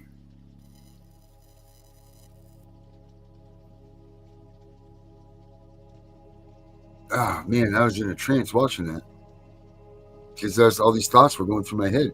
Like, what broke down in that system? Or is it the fact that sometimes these horrible things happen and we can't blame anybody, but we live in a society that wants satisfaction of finding a guilty party? Is that what's happening to us as parents? Like, we have a whole division of government workers that are running rogue, thinking that they need to find people guilty of abuse and neglect, even though it's not there? Because there isn't an answer for that video that was just played. Nobody did anything wrong. I mean, short of the results from the grandmother that had lost it. But where was the shortfall? Because we sit here and we say, CPS is too intrusive. What are they doing in our homes? They're taking this away from us. They're doing this. They're doing that. They're doing this. Now CPS went. They investigated. They said no follow-up. I had a no follow-up on my case, but they did follow up, and then they TPR'd me. And I'm pissed about that. I'm so damn angry. It says right in the beginning of the pages, do not have investigation. They did. I got TPR'd because of the podcast that I started. Because I was calling them out on everything. I didn't do anything wrong as a parent. I shouldn't have been TPR'd. The only thing I did wrong was do the podcast. And that wasn't even wrong. It's my duty in the United States to point out corruption and to do these things. There was no abuse or neglect on my daughter. None whatsoever. Same thing in this situation. The only thing that there was a grandma who just couldn't take it, and she spoke out, asked for help. But did CPS fall there? So we can't always blame someone. That's the problem. We live in a society full of cheap thrills, and we got to get some sort of, at the end of the day, some sort of a satisfaction. There's got to be answers. There needs to be a clear understanding. There needs to be, but sometimes it's just not there. And that's what's happening to us as parents. They're forced to make a decision against us, even if there's nothing there. Now, of course, you had the money, you had the bonuses, you had all that other stuff. But in reality, the guilty party at the end of the day, it's just all of us being in such a damn hurry and wanting cheap thrills. We need to have somebody accountable. When really, some situations, nothing more than life has just gone by. And we all have those situations. We have all experienced life. Guys, have a good weekend. Enjoy yourselves. If CPS comes knocking, don't let them in. We'll be back Monday. Don't forget to check out Henry's show tomorrow night at 8 o'clock. Bring back Brenda's on tonight. Make sure you guys look at the website, cpsbreakingnews.com. Sign up for the forum. Get in there. Get loud. Start talking. Start getting things done. Because it's time we take this system down. Because what we do know is these son of a bitches are robbing us and our families. And we will hold them accountable. Mark my words. Everybody, have a good weekend. If you need us, call us. We're always here for every one of you. Thank you guys very much for following us, for hanging out with us, for doing all the things that you guys do as viewers, because you're all part of this family, every one of you. So, just remember that. Every one of you are loved, cared for by us. And we all thank you very much for everything that you do to support us and to keep this thing moving. I couldn't be more proud of what I've built and the people that I have that are following us. And you know what, guys? You guys are awesome. This is all yours just as much as it is mine. So have a good weekend, everybody. Thank you. And just think about what we just watched, because I know I really am. Have a good weekend, guys.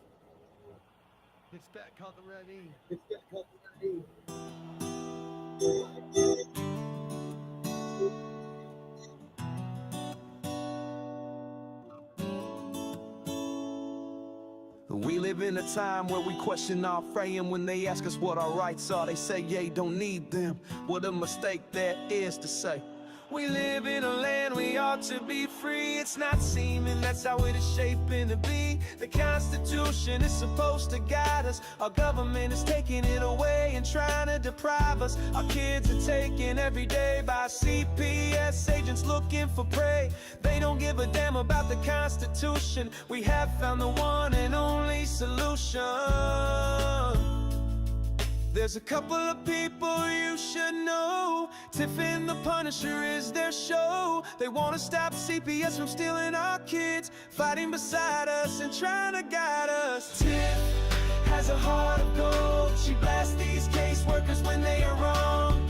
She beats them down with her knowledge, better than the kids who do are in college. The Punisher is abolished all the way. He's been here for years, they took his daughter away. He came from the darkness he was in. Now it's time to make parenting great again. Together, they making a commotion, telling all the parents use the Constitution potion. You have rights, did you know? Learn to use them on Tiff and Punisher show. We all admit the times are hard. No little children in the front yard. Tiff and Punisher are fighting so hard. They are waging war, on their side is God. They don't stop if they get in trouble. They are fighting for the children, double trouble. The strength they need, they get from each other. They have each other's back like sister and brother. They are Tiff and the Punisher, saving the families from corruption. They want you to join their movement, no repercussion. You need to learn the thing called the Constitution. Inside that document is our solution. CPS, we have your number. We are coming for you, hear our thunder. Your fate is sealed, have a nice day. You won't break another family. No more trauma for kids, that's like blasphemy. Keep your thoughts to your own ideals. Soon enough you'll be clicking your heels, because you need to go to jail. All all of us fathers will be chugging down an ale. The mothers will squeeze their young ones tight as CPS workers are locked down for the night. They had a choice they didn't make. Now they spend their days in crates and know it's wrong to kidnap. So from all of us, this is your payback. There's a couple of people you should know. Tiff and the Punisher is their show. They wanna stop CPS from stealing our kids, fighting beside us and trying to guide us. Tiff has a heart of gold. She blasts these caseworkers when they are wrong. She beats them down with her knowledge, better than the kids who do war in college. The Punisher is abolished all the way. He's been here for years, they took his daughter away. He came from the darkness he was in. Now it's time to make parenting great again. Together they making a commotion, telling all the parents use the Constitution potion. You have rights, did you know? Learn to use them on Tiff and Punisher show. That's all we need to get on with this fight. The document that most people call you'll barely read in light. Pick the parts that pertain to your case, show them the results and spit in their face. We are Tiff and the Punisher, fighting together, displaying our unity with the birds of a feather. If it's a million, that's great, but one is just the same. We'll bring these kids home and know every name. We will smoke every social worker in court, their heads down with no support. The country knows CPS is doing wrong. If they don't, then play them our song. We are Tiff and the Punisher. They snatch the light from our homes at night. In shadows they creep, hearts ignite. We stand as one, no more disguise. Their lies crumble, we'll rise. No more kids for cash. We scream, tearing apart their wicked scheme. Justice burns in our veins so fast. We'll fight till this nightmare's past.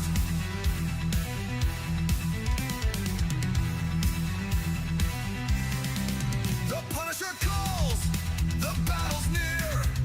Echoes of pain, we'll persevere. Educate the masses, lift the blind. Together we'll shatter the chains that bind. No more kids for cash. We scream, tearing apart their wicked scheme. Justice burns in our veins so fast. We'll fight till this nightmare's past.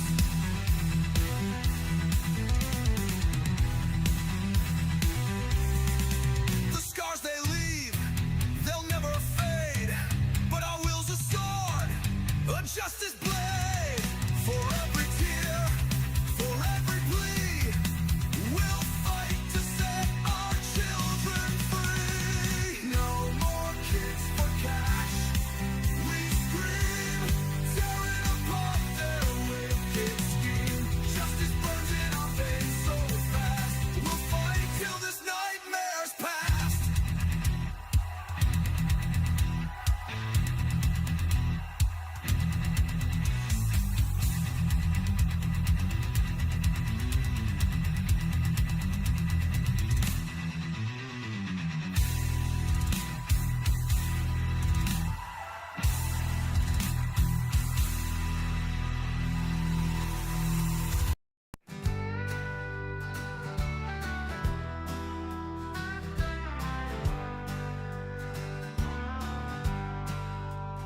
Tiff and the Punisher rising to the call, fighting for the children, standing tall. Constitution in hand and we're ready to ball. Rights worth protecting for one and all. From the podcast waves to every home, teaching us the power to stand alone. Legal knowledge keeps us in the zone. Fight against CPS so fiercely shown. Stand up USA, don't let them fall. Fighting for our kids, answering the call. Our devotion's strong, we won't stall. Freedom's light will shine proud for all.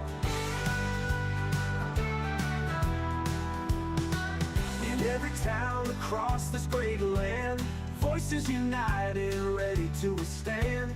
From city streets to the desert sand, together we'll take a bold stand.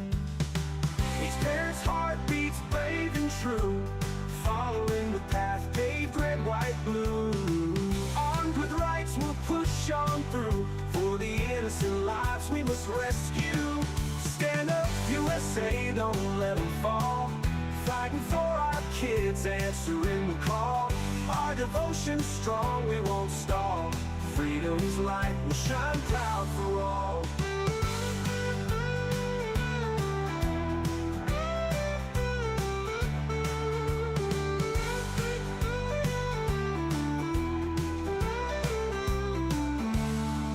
Each parent's heart beats brave and true, following the path paved red, white, blue. Armed with rights we'll push on through, for the innocent lives we must rescue. Stand up, USA, don't let them fall. Fighting for our kids, answering the call. Our devotion's strong, we won't stall. Freedom's light will shine proud for all.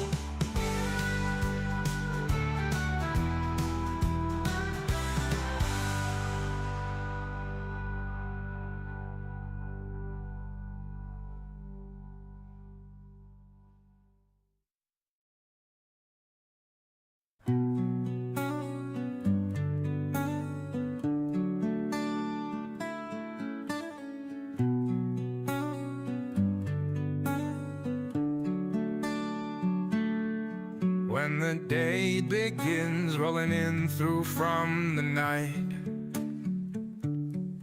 been awake 4 damn days, still ain't nothing right. As I look at my wife so peaceful, I know it's just a matter of time when she wakes again and I hear her lose her mind. It's hard enough having the kids taken away, for the lies they spread have made it this way. I know you won't hear the truth, and that is not your fault. So I've been writing these songs to put in this vault. Every day without you is so friggin' long. Looking at the calendar, I wonder where has the time G1. All I do is bury my head in books, to one day get back my kid they took. I never imagined this would be my life. We loved you so much, we never let you go. But when they came for you, I didn't know what to do. Waving from the back window is what I saw. My little girl in caseworker taking off. It wasn't fair, no one cared. That's what happened the day I lost. Why did this have to be us?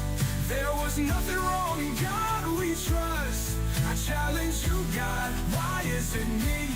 He answers back, who would you rather it be? I don't know quite how to answer.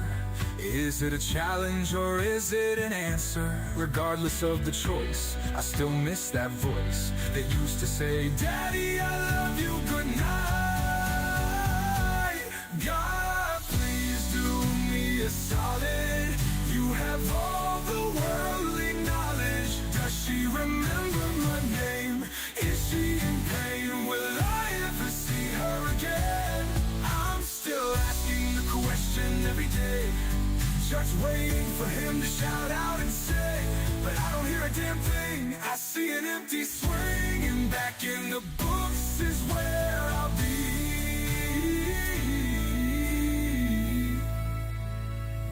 Every day with and without you is so friggin' long. Looking at the calendar, I wonder where has the time G1. All I do is bury my head in books, to one day get back my kid they took.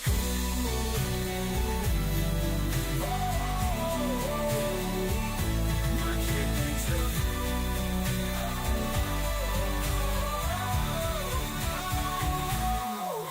Every day without calendar. I wonder where has the time G1. All I do is bury my head in books to one day give back my kid they took. I never imagined this would be my life. We loved you so much, we never let you go. But when they came for you, I didn't know what to do. Waving from the back window is what I saw. My little girl and caseworker.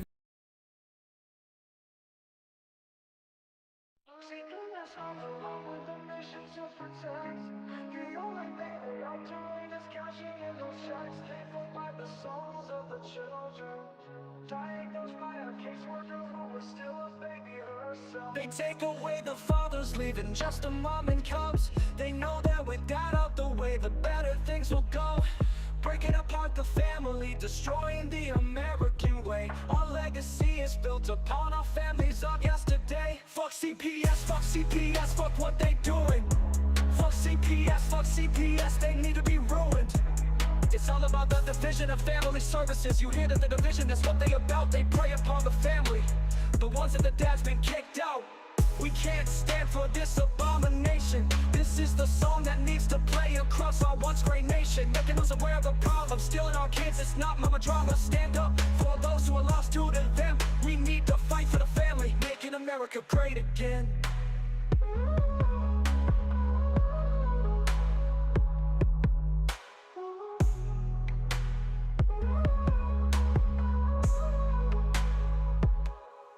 CPS comes along with the mission to protect.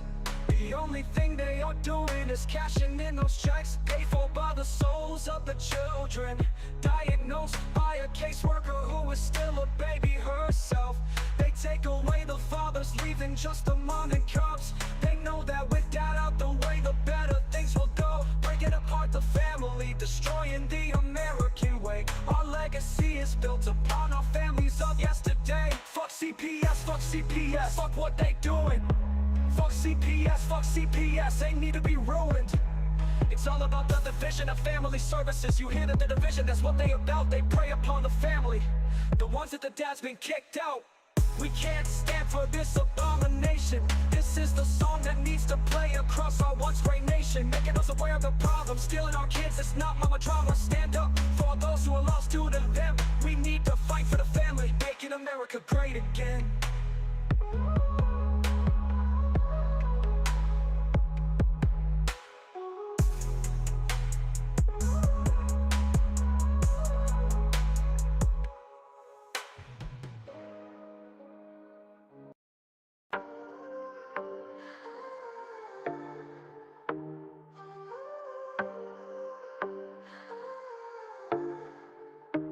I'm so tired of living scared.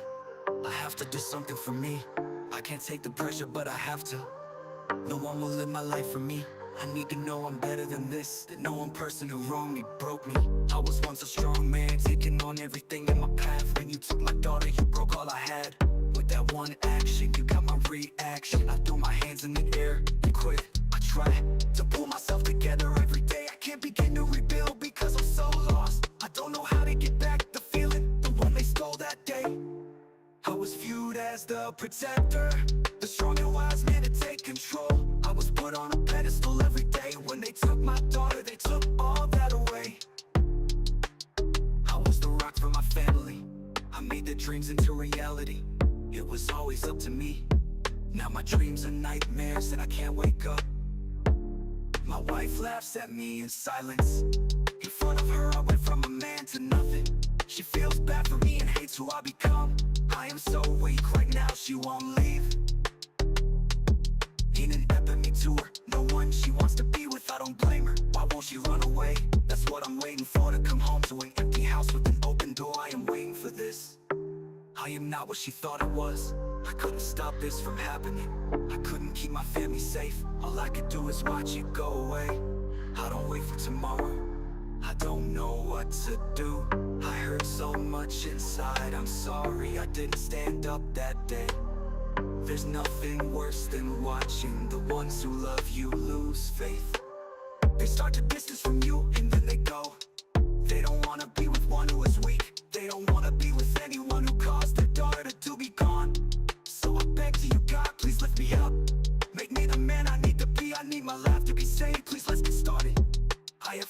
inside my body that no one has seen. I've got blood boiling in my veins to give me meaning. I need to take back the hearts of all of those I disappointed. Please God, help me rewrite this story. I need your help, I need to be a man. Make me what I used to be, the one I see I can't stand.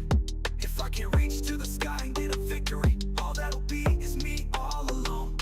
So please Lord, give me the power, the strength I need to be what I need to be, to win it all back. Giant steps of confidence, a smile that shows true happiness. God, it has to be me or you. Please help me.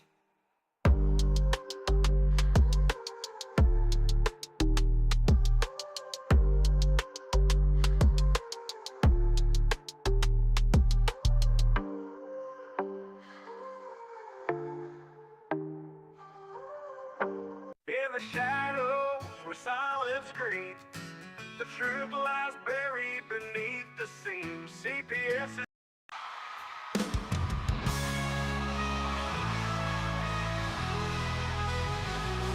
Please list as I tell you a story. I'm sorry if it seems a bit boring, but these are stories of fathers whose lives are being destroyed way too early. It all started when I opened my mouth, complain about a stupid mistake. I knew better than to have more to say. I did it anyway.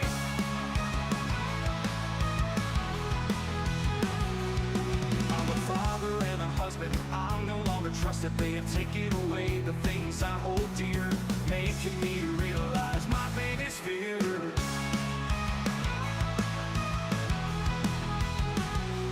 The foundation, it has crumbled. Now there is tears where there was muscles. So now I waste away, missing my daughter as she plays. I am guilty of nothing. When I was a dad, I was something. These people passing judgment have no right to say I'm a bad father, get away. This place no longer for you to stay. I don't wanna see you here, never again will I hear. Hey daddy, come play with me. I need you to make some tea. I shed a tear looking at her smile I won't see for a while. Now as days pass by, the tears have dried from my eyes. All that's left is the memories of that beautiful smile.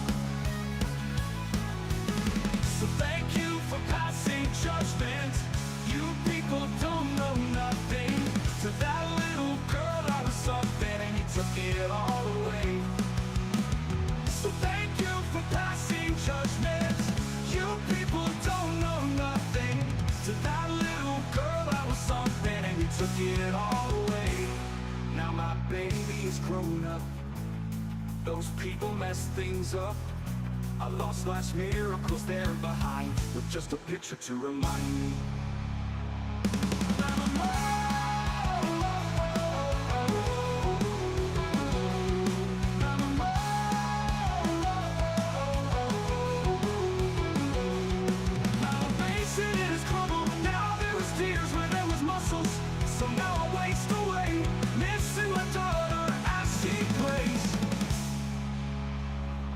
Guilty of nothing. When I was a dad, I was something. These people passing judgment and have no right to say I'm a bad father, get away. This place no longer for you to stay. I don't want to see you here, never again will I hear. Hey daddy, come play with me. I need you to make some tea. I shed a tear looking at her smile I won't see for a while. Now as days pass by, the tears have dried from my eyes. All that's left is the memories of that beautiful smile. So thank you for passing judgment. You people don't know nothing. To that little girl I was something, and you took it all away. So thank you for passing judgment. You people don't know nothing. To that little girl I was something, and you took it all away. Now my baby is grown up. Those people messed things up. I lost my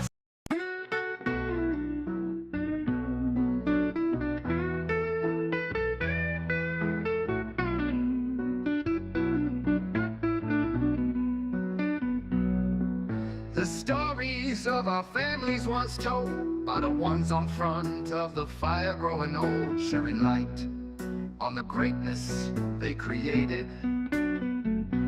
Everyone listening to every word, no hesitation. The pride you learned of the name you had, it taught you that you were something, never feel bad. You knew the trials and tribulations it took to make you. Your aunt, your uncle, you always knew who was who. Who was who. CPS, when they take the kids away, erase the heritage of the children they have gotten pay. These children don't know where they begin. They sure know the outcome, the end. CPS, you're destroying the family. You think you're making things better. These kids don't know who they are. They will never. In a blink of an eye, you eliminate what's theirs to cherish. There is no imminent danger great enough to annihilate the name of a family and those that it consummate. How dare you take away such an honor for you to get a bonus and arise so much drama. Our kids, their lives erased away. Never will they know who paved the way. They are left empty to never hear the story, who their grandparent were, the sad times and the glory. CPS, walk away. CPS, not today. Please, we beg you, leave the kids alone. God bless you. How do you think you are helping things out? You're causing more pain and agony without a doubt. Why do you want to be the eraser of a family past given by the Creator? CPS, why do you play the role of God while so many families are truly breaking the law, inflicting harm throughout the night? The children are scared to turn out their lights. So go away, don't ever come back. Go away, I want my parents, that's that. I don't belong in a stranger's bed, thinking all night, memories in my head of the only love I once had. It was from my mom and dad. Now I lay alone, listening to strangers fight, never hearing the words I love you, good night. So good job, CPS, you really helped me. Now I'm scared, I'm alone, I don't know who I am. I've been cast away. If I'm lost, no one knows. There is no family to find me. CPS took that away, it's all behind me. When I go to bed every night, I close my eye tight. And through the tears I see my mom and dad, wishing they were here. I am so sad. You ruined my life, who gave you that right? My family loved me, they all said goodnight. Now I'm truly alone, nothing to be happy about, no place to call home. All I know is the time of day. CPS, just go away.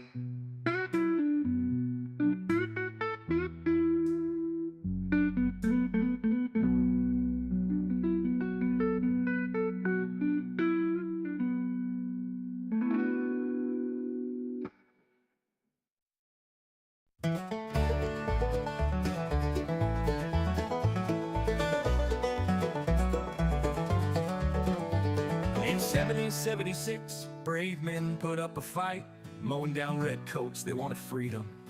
They had to fight, and now we take the sacrifice in vain. They loaded their muskets, fired them one by one. That's why we have the freedom to own a gun, but we are blowing it. These freedoms were created by those before us. They were to be something that stays. But now things are so corrupted, they're taking our rights away. Hey, Uncle Sam, where did you go? I called Washington today, but nobody's home. We all want to stand for our freedom, but nobody wants to do it today. Can't you see time is a waste and the Constitution we love is faded? Don't tread on the reality, or the USA will be the next casualty. We are here for freedom, those we will protect. Unite for the values we cherish, but watch everything perish. Our men have fought for our freedoms, many women have too. Their blood spilled upon the ground, With the news, many frown. They paid a price that many won't pay. Now we are letting the cause fade away. The graves are being neglected by the actions of so many deceptive. The freedoms they fought for in every world war, conflict or mission. So many stayed behind signing petitions, while those away dying were there to protect them. It's time to wake up in the USA. We are all slipping away into the darkness we once ran from. It's getting worse every day. Now they are taking our children more and more every day. No soldier ever fought for taking our children away.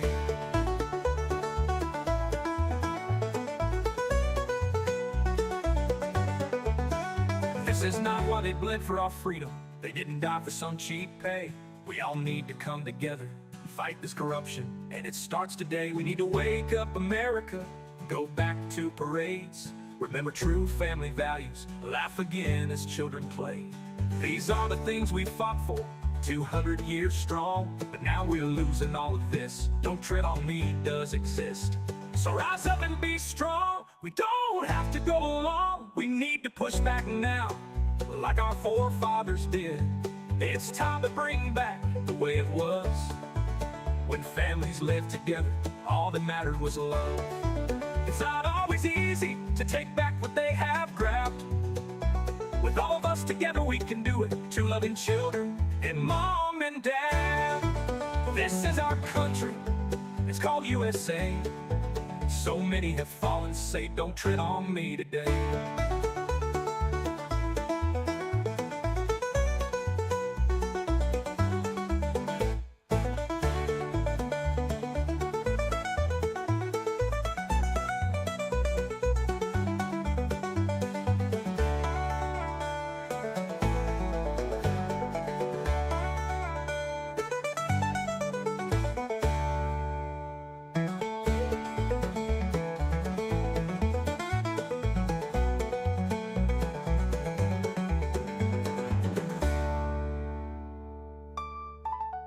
It's time to wake up in the USA.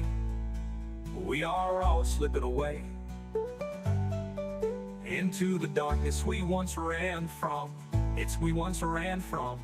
It's getting worse every day. Now they are country, it's called USA.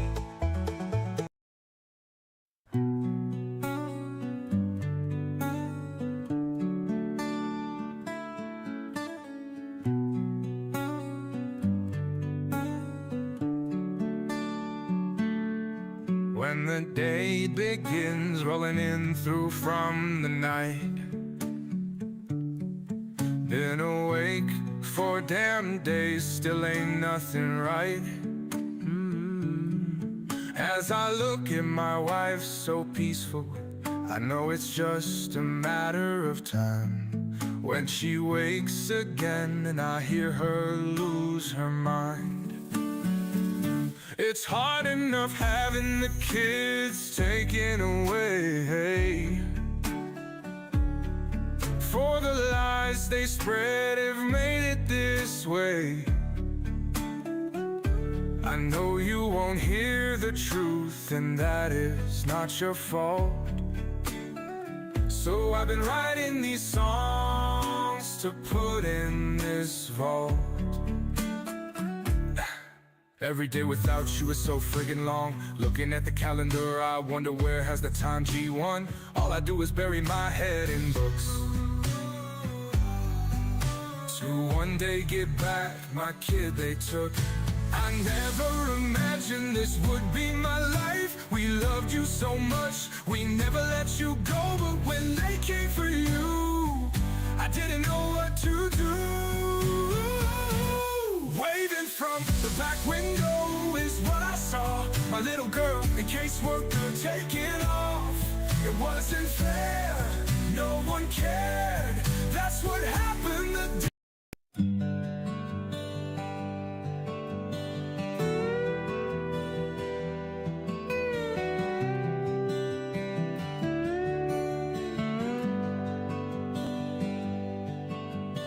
Under golden skies so wide,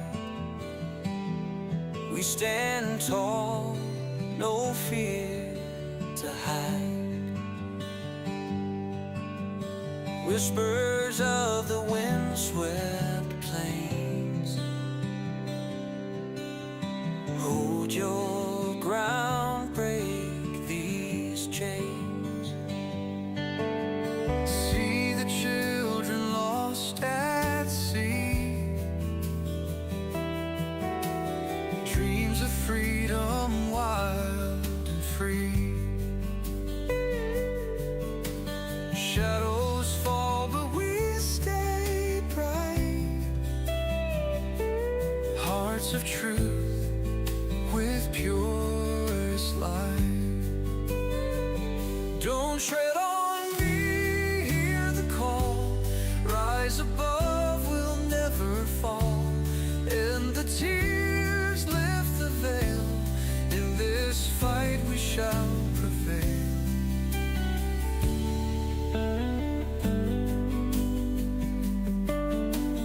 Vibes sings tales untold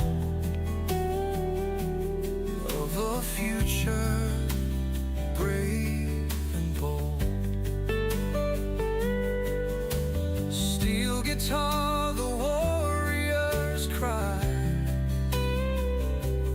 With our love, we touch the sky. In the night, the stars declare hope and justice through the air. Voices join a symphony, together strong in harmony. Silent prayers and tender hearts, healing where the pain departs. Hand in hand we write our fate. Sing these words, it's not too late.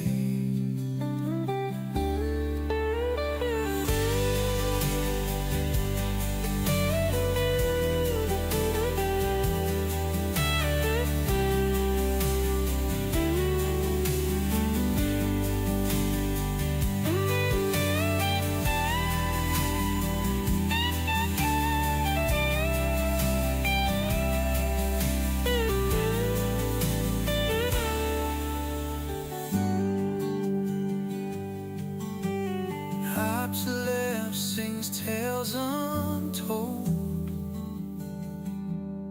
of a future brave and bold. Steel guitar, the warriors cry. With our love,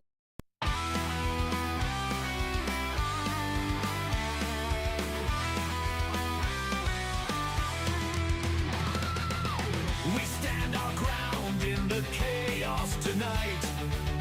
Voices roaring, we won't go down without a fight. Broken laws and shattered dreams we see. CPS no longer will decide what's meant to be. Don't tread on us, we scream into the void. Parents torn apart, families destroyed. We march forward, hearts ablaze with pride. Injustice crushed as we gather side by side. Abolish the chains and break the system down. No more kids for cash in this twisted town. Make parenting great with freedom as our goal. Here Tiff and the Punisher, we're reclaiming control. Constitution rules, we hold it tight. No more tears or endless nights. Stealing kids is not their right. We won't back down, we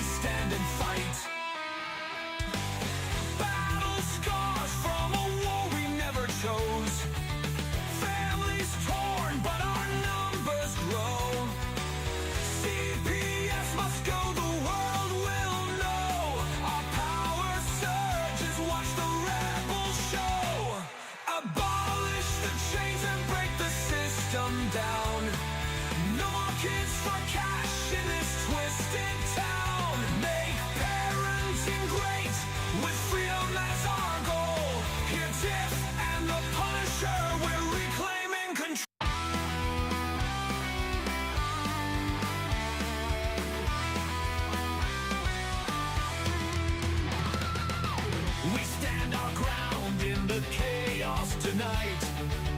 Voices roaring, we won't go down without a fight. Broken laws and shattered dreams we see. CPS no longer will decide what's meant to be.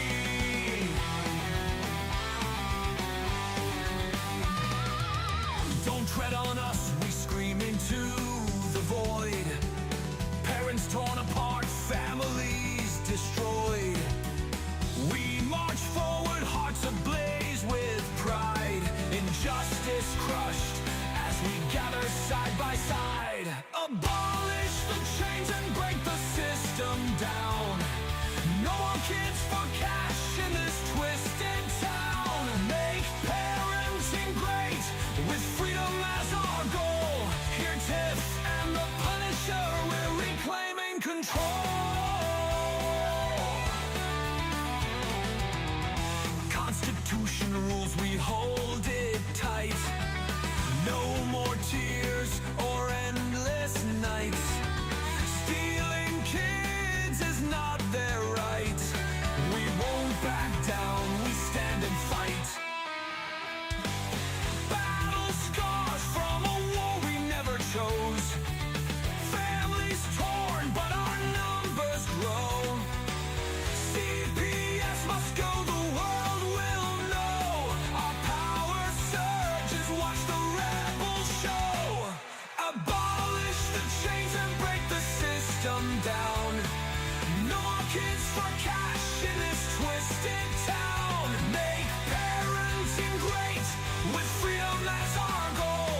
Here Tiff and the Punisher, we're reclaiming control. We're in control.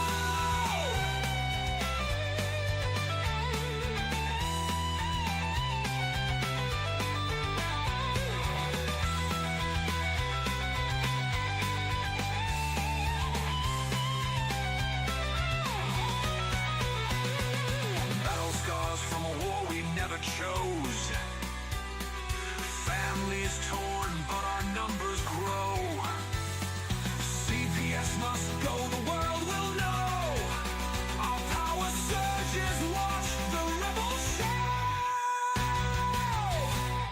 Abolish the chains and break the system down. No more kids for cash in this twisted town. Make parenting great with freedom as our goal. Here Tiff and the Punisher, we're reclaiming control. We're reclaiming control.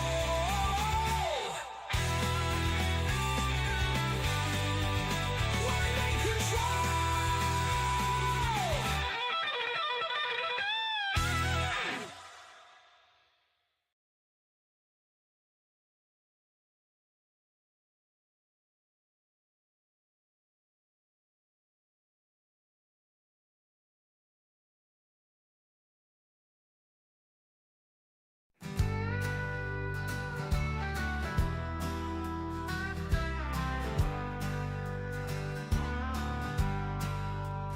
Tiff and the Punisher rising to the call. Fighting for the children, standing tall. Constitution in hand and we're ready to ball. Rights worth protecting for one and all. From the podcast ways to every home, teaching us the power to stand alone. Legal knowledge keeps us in the zone. Fight against CPS so fiercely shown. Stand up USA, don't let them fall. Fighting for our kids, answering the call. Our devotion's strong, we won't stall. Freedom's light will shine proud for all. In every town across this great land, voices united, ready to withstand. From city streets to the desert sand, together we'll take a bold stand. Each parent's heart beats brave and true, following the path paved red, white, blue. Armed with rights we'll push on through, for the innocent lives we must rescue. Stand up USA, don't let them fall. Fighting for our kids, answering the call. Our devotion's strong, we won't stall. Freedom's light will shine proud for all.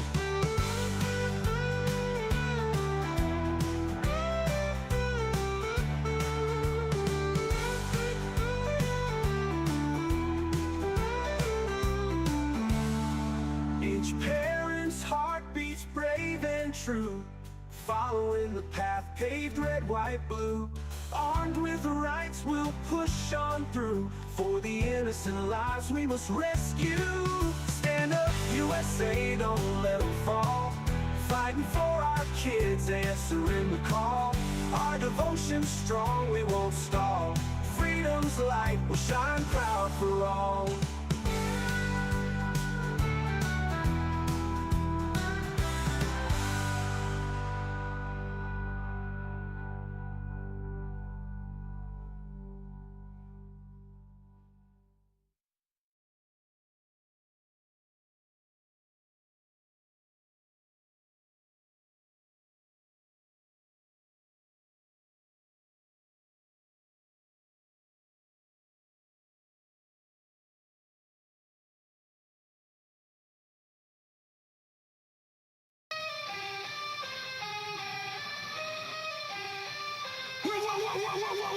When I began this battle, my soul was so damn fragile.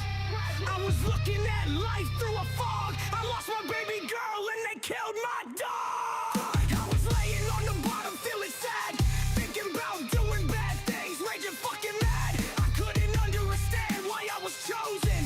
Then it led to my rage and explosion. I am the one who can make this better. It's my job to make things right. I need to pick myself up. It's time for my biggest fight. Wrap your kids in the Bible. Wrap your kids in the flag. CPS is from the devil. Y'all know that it's a fact. I'm a father that went to jail. I cherish my daughter. It was nothing when they come for her and me. There should have been a slaughter. Stand with us. Make parenting great again. Abolish CPS. Ambush with the black SUVs. They come armed, they came for me, and they came for her. Stand with us, make parenting great again, abolish CPS. They took her from me, she's across the state. Gone for a year now, taken away. All these people who have written me off, I'm here to show my face and tell you you're wrong.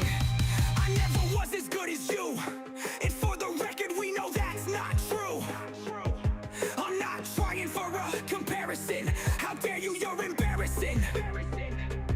I don't wanna be as good as anyone else. I fight this battle, I fight for myself. I am the one who can make this better. It's my job to make things right. I need to pick myself up. It's time for my biggest fight. I don't care about your judgment, I'm glad you gave us this test. But when your life is over, will your heart sleep quietly in your chest? I've got more life to live. As a matter of fact, it's just beginning. I've been given a challenge and my daughter is waiting. It's a fight I can't walk away from, a new life we are creating. So why you sit there mouth full of hating? Be sure my mind is planning on invading. I've got a war to fight and I'm on. I won't give up, I need to win, this is bigger than you. I don't expect you to understand. I am the one who can start over. It's my job to make things right. I need to pick myself up. It's time for the biggest fight. I won't be left behind. This is the time, I call it mine. Step out of the way unless you wanna play Trump, stand with us. Make parenting great again, abolish CPS. There is no time for bickering. The clocks are flickering. Pick up your weapon and join me. If not, go back to ignoring me. I will be on top, pistol going pop, pop. Money falling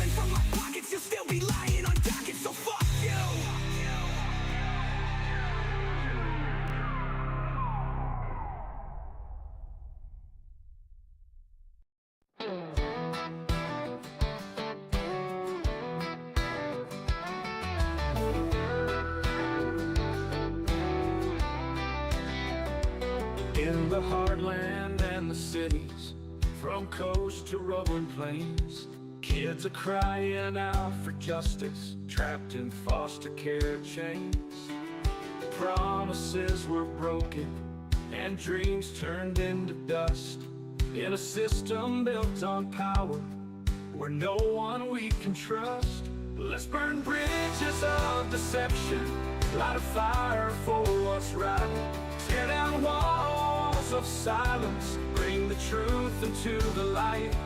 For the children who are voiceless, for the hearts that feel alone, we'll stand and fight together till every child finds a home.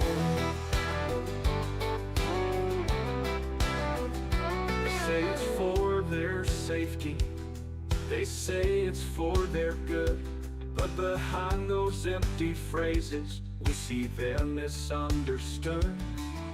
Families torn asunder by a system cold and blind.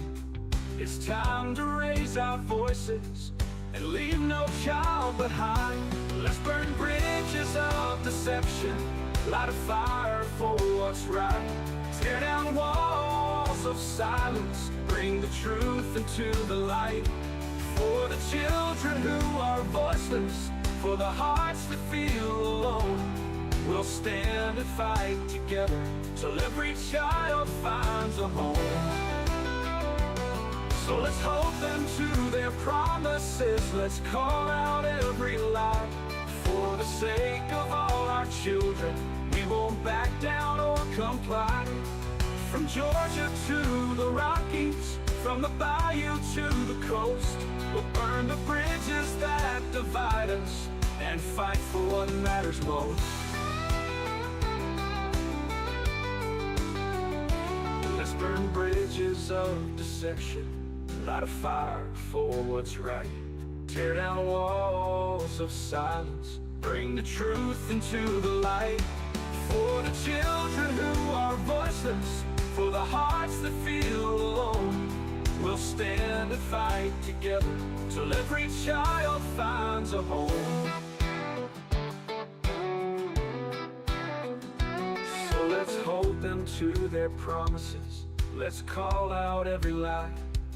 Sure, here's a country themed song titled Burn Bridges, that reflects the systematic failures in the foster care system nationwide. Complimenting your song, Georgia's Hidden Scarlet. Let's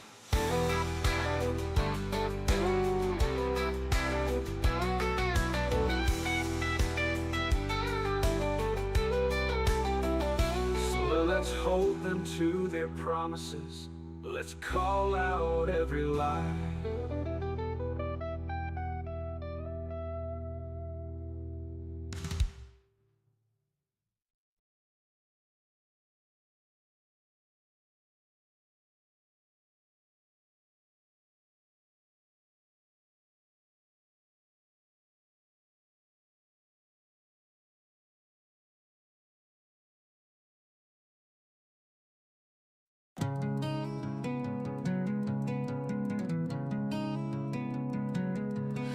A father's tears fall like the rain, a mother's cries locked in pain.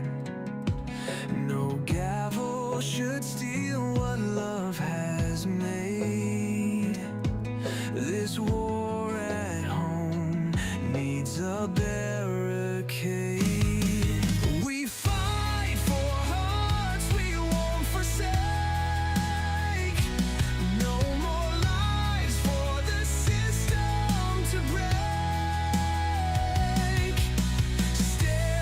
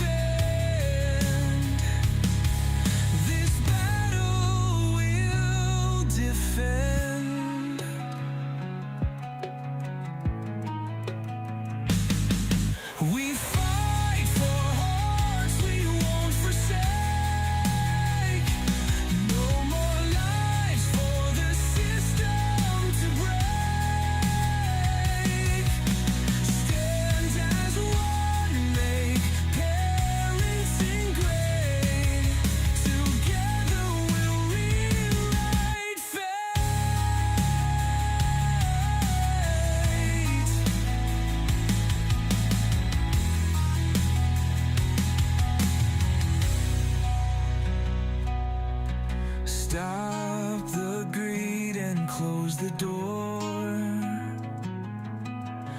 No more games, no keeping score. Chains of love should not be pried. No more tears where victims reside.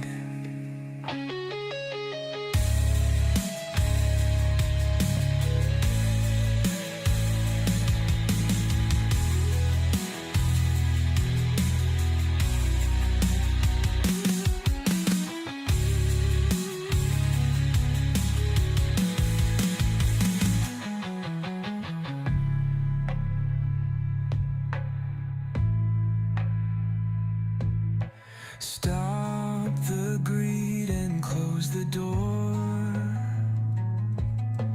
No more games, no keeping score. Chains of love should not be pried. No more tears where victims reside.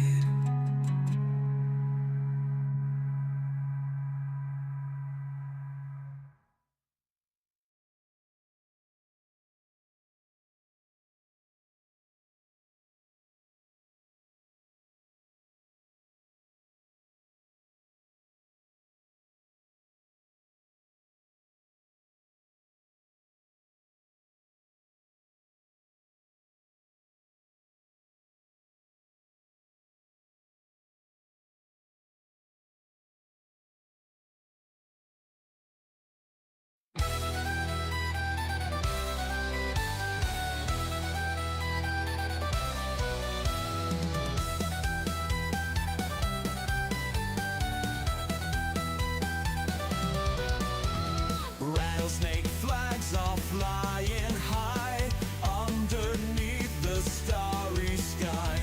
Nation's heart beat loud and free. Don't tread on me, don't tread on me.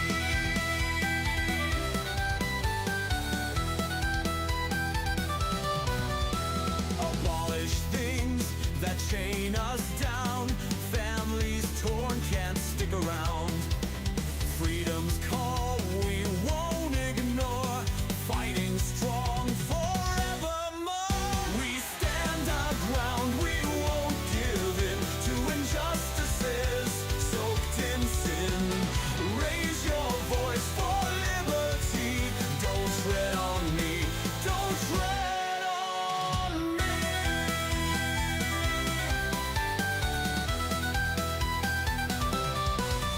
Electric roar and passion's cry, limps and drums, they pierce the sky. In our hearts, brave and bold, freedom's fire will uphold.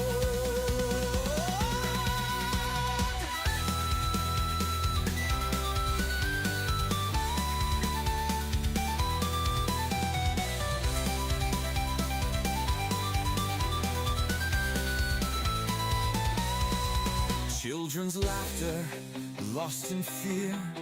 Parents' cries, you'll never hear.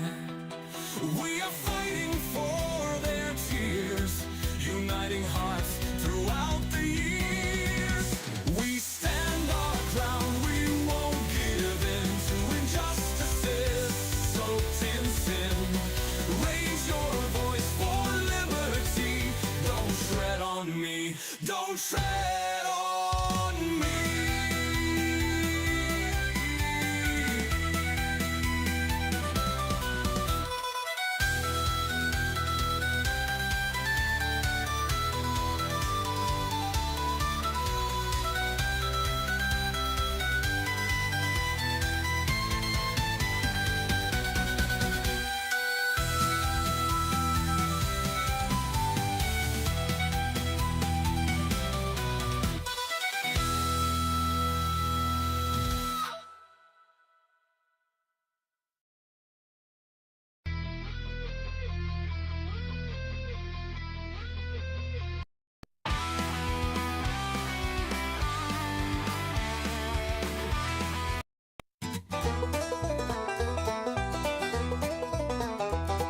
and he marches through the town, no fear, fighting for the freedom, it's crystal clear. Kids are not for sale, they ain't no prize. Corrupt workers better watch their lying eyes. CPS victims hunting down the truth, justice in their hearts, shouting from the roof. Kidnappers beware, we're on your trail. With a banjo tune we will tell the tale. The kids are our property, not for your greed. No cash for kids, justice we need.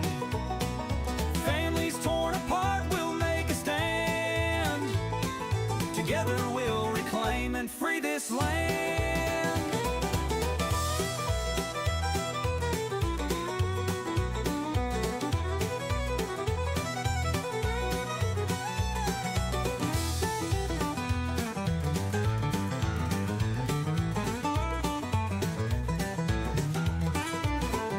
Podcast whispers through the night so loud, voices of the people breaking every shroud, exposing every trick, every wicked scheme. For our children's sake we will redeem. Corruption like a shadow, they'll be chased. Every wrongful handprint will be erased. Our banners fly high, vengeance calls through every valley, mountain and halls. Vinny's words like thunder shake the ground. United we will fight till justice is found. No more tears, no more broken dreams. In the light together our love redeems.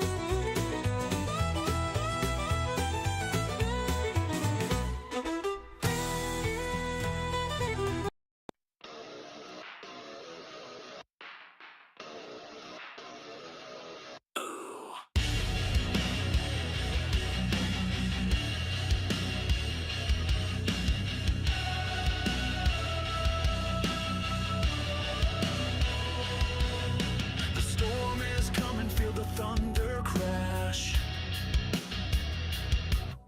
We're tired of the silence, time to make a splash.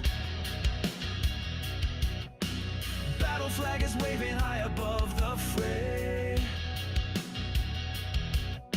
The fight begins right here today. Raise the flag, we won't back down. With hearts of fire, we'll take this town. United voices, loud and clear. The Punisher's call, you've gotta hear.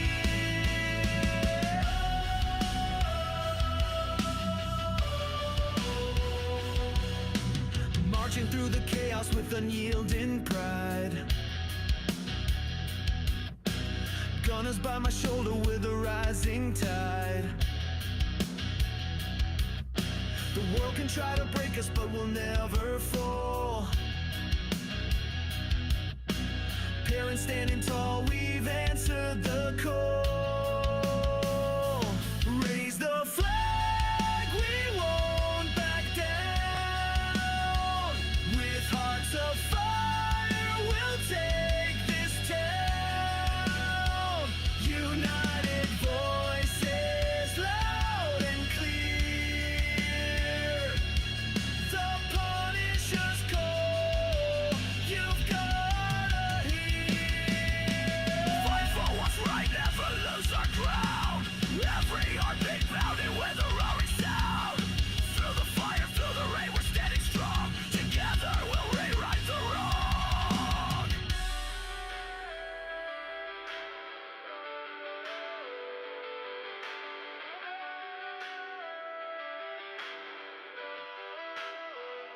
Raise the flag we won.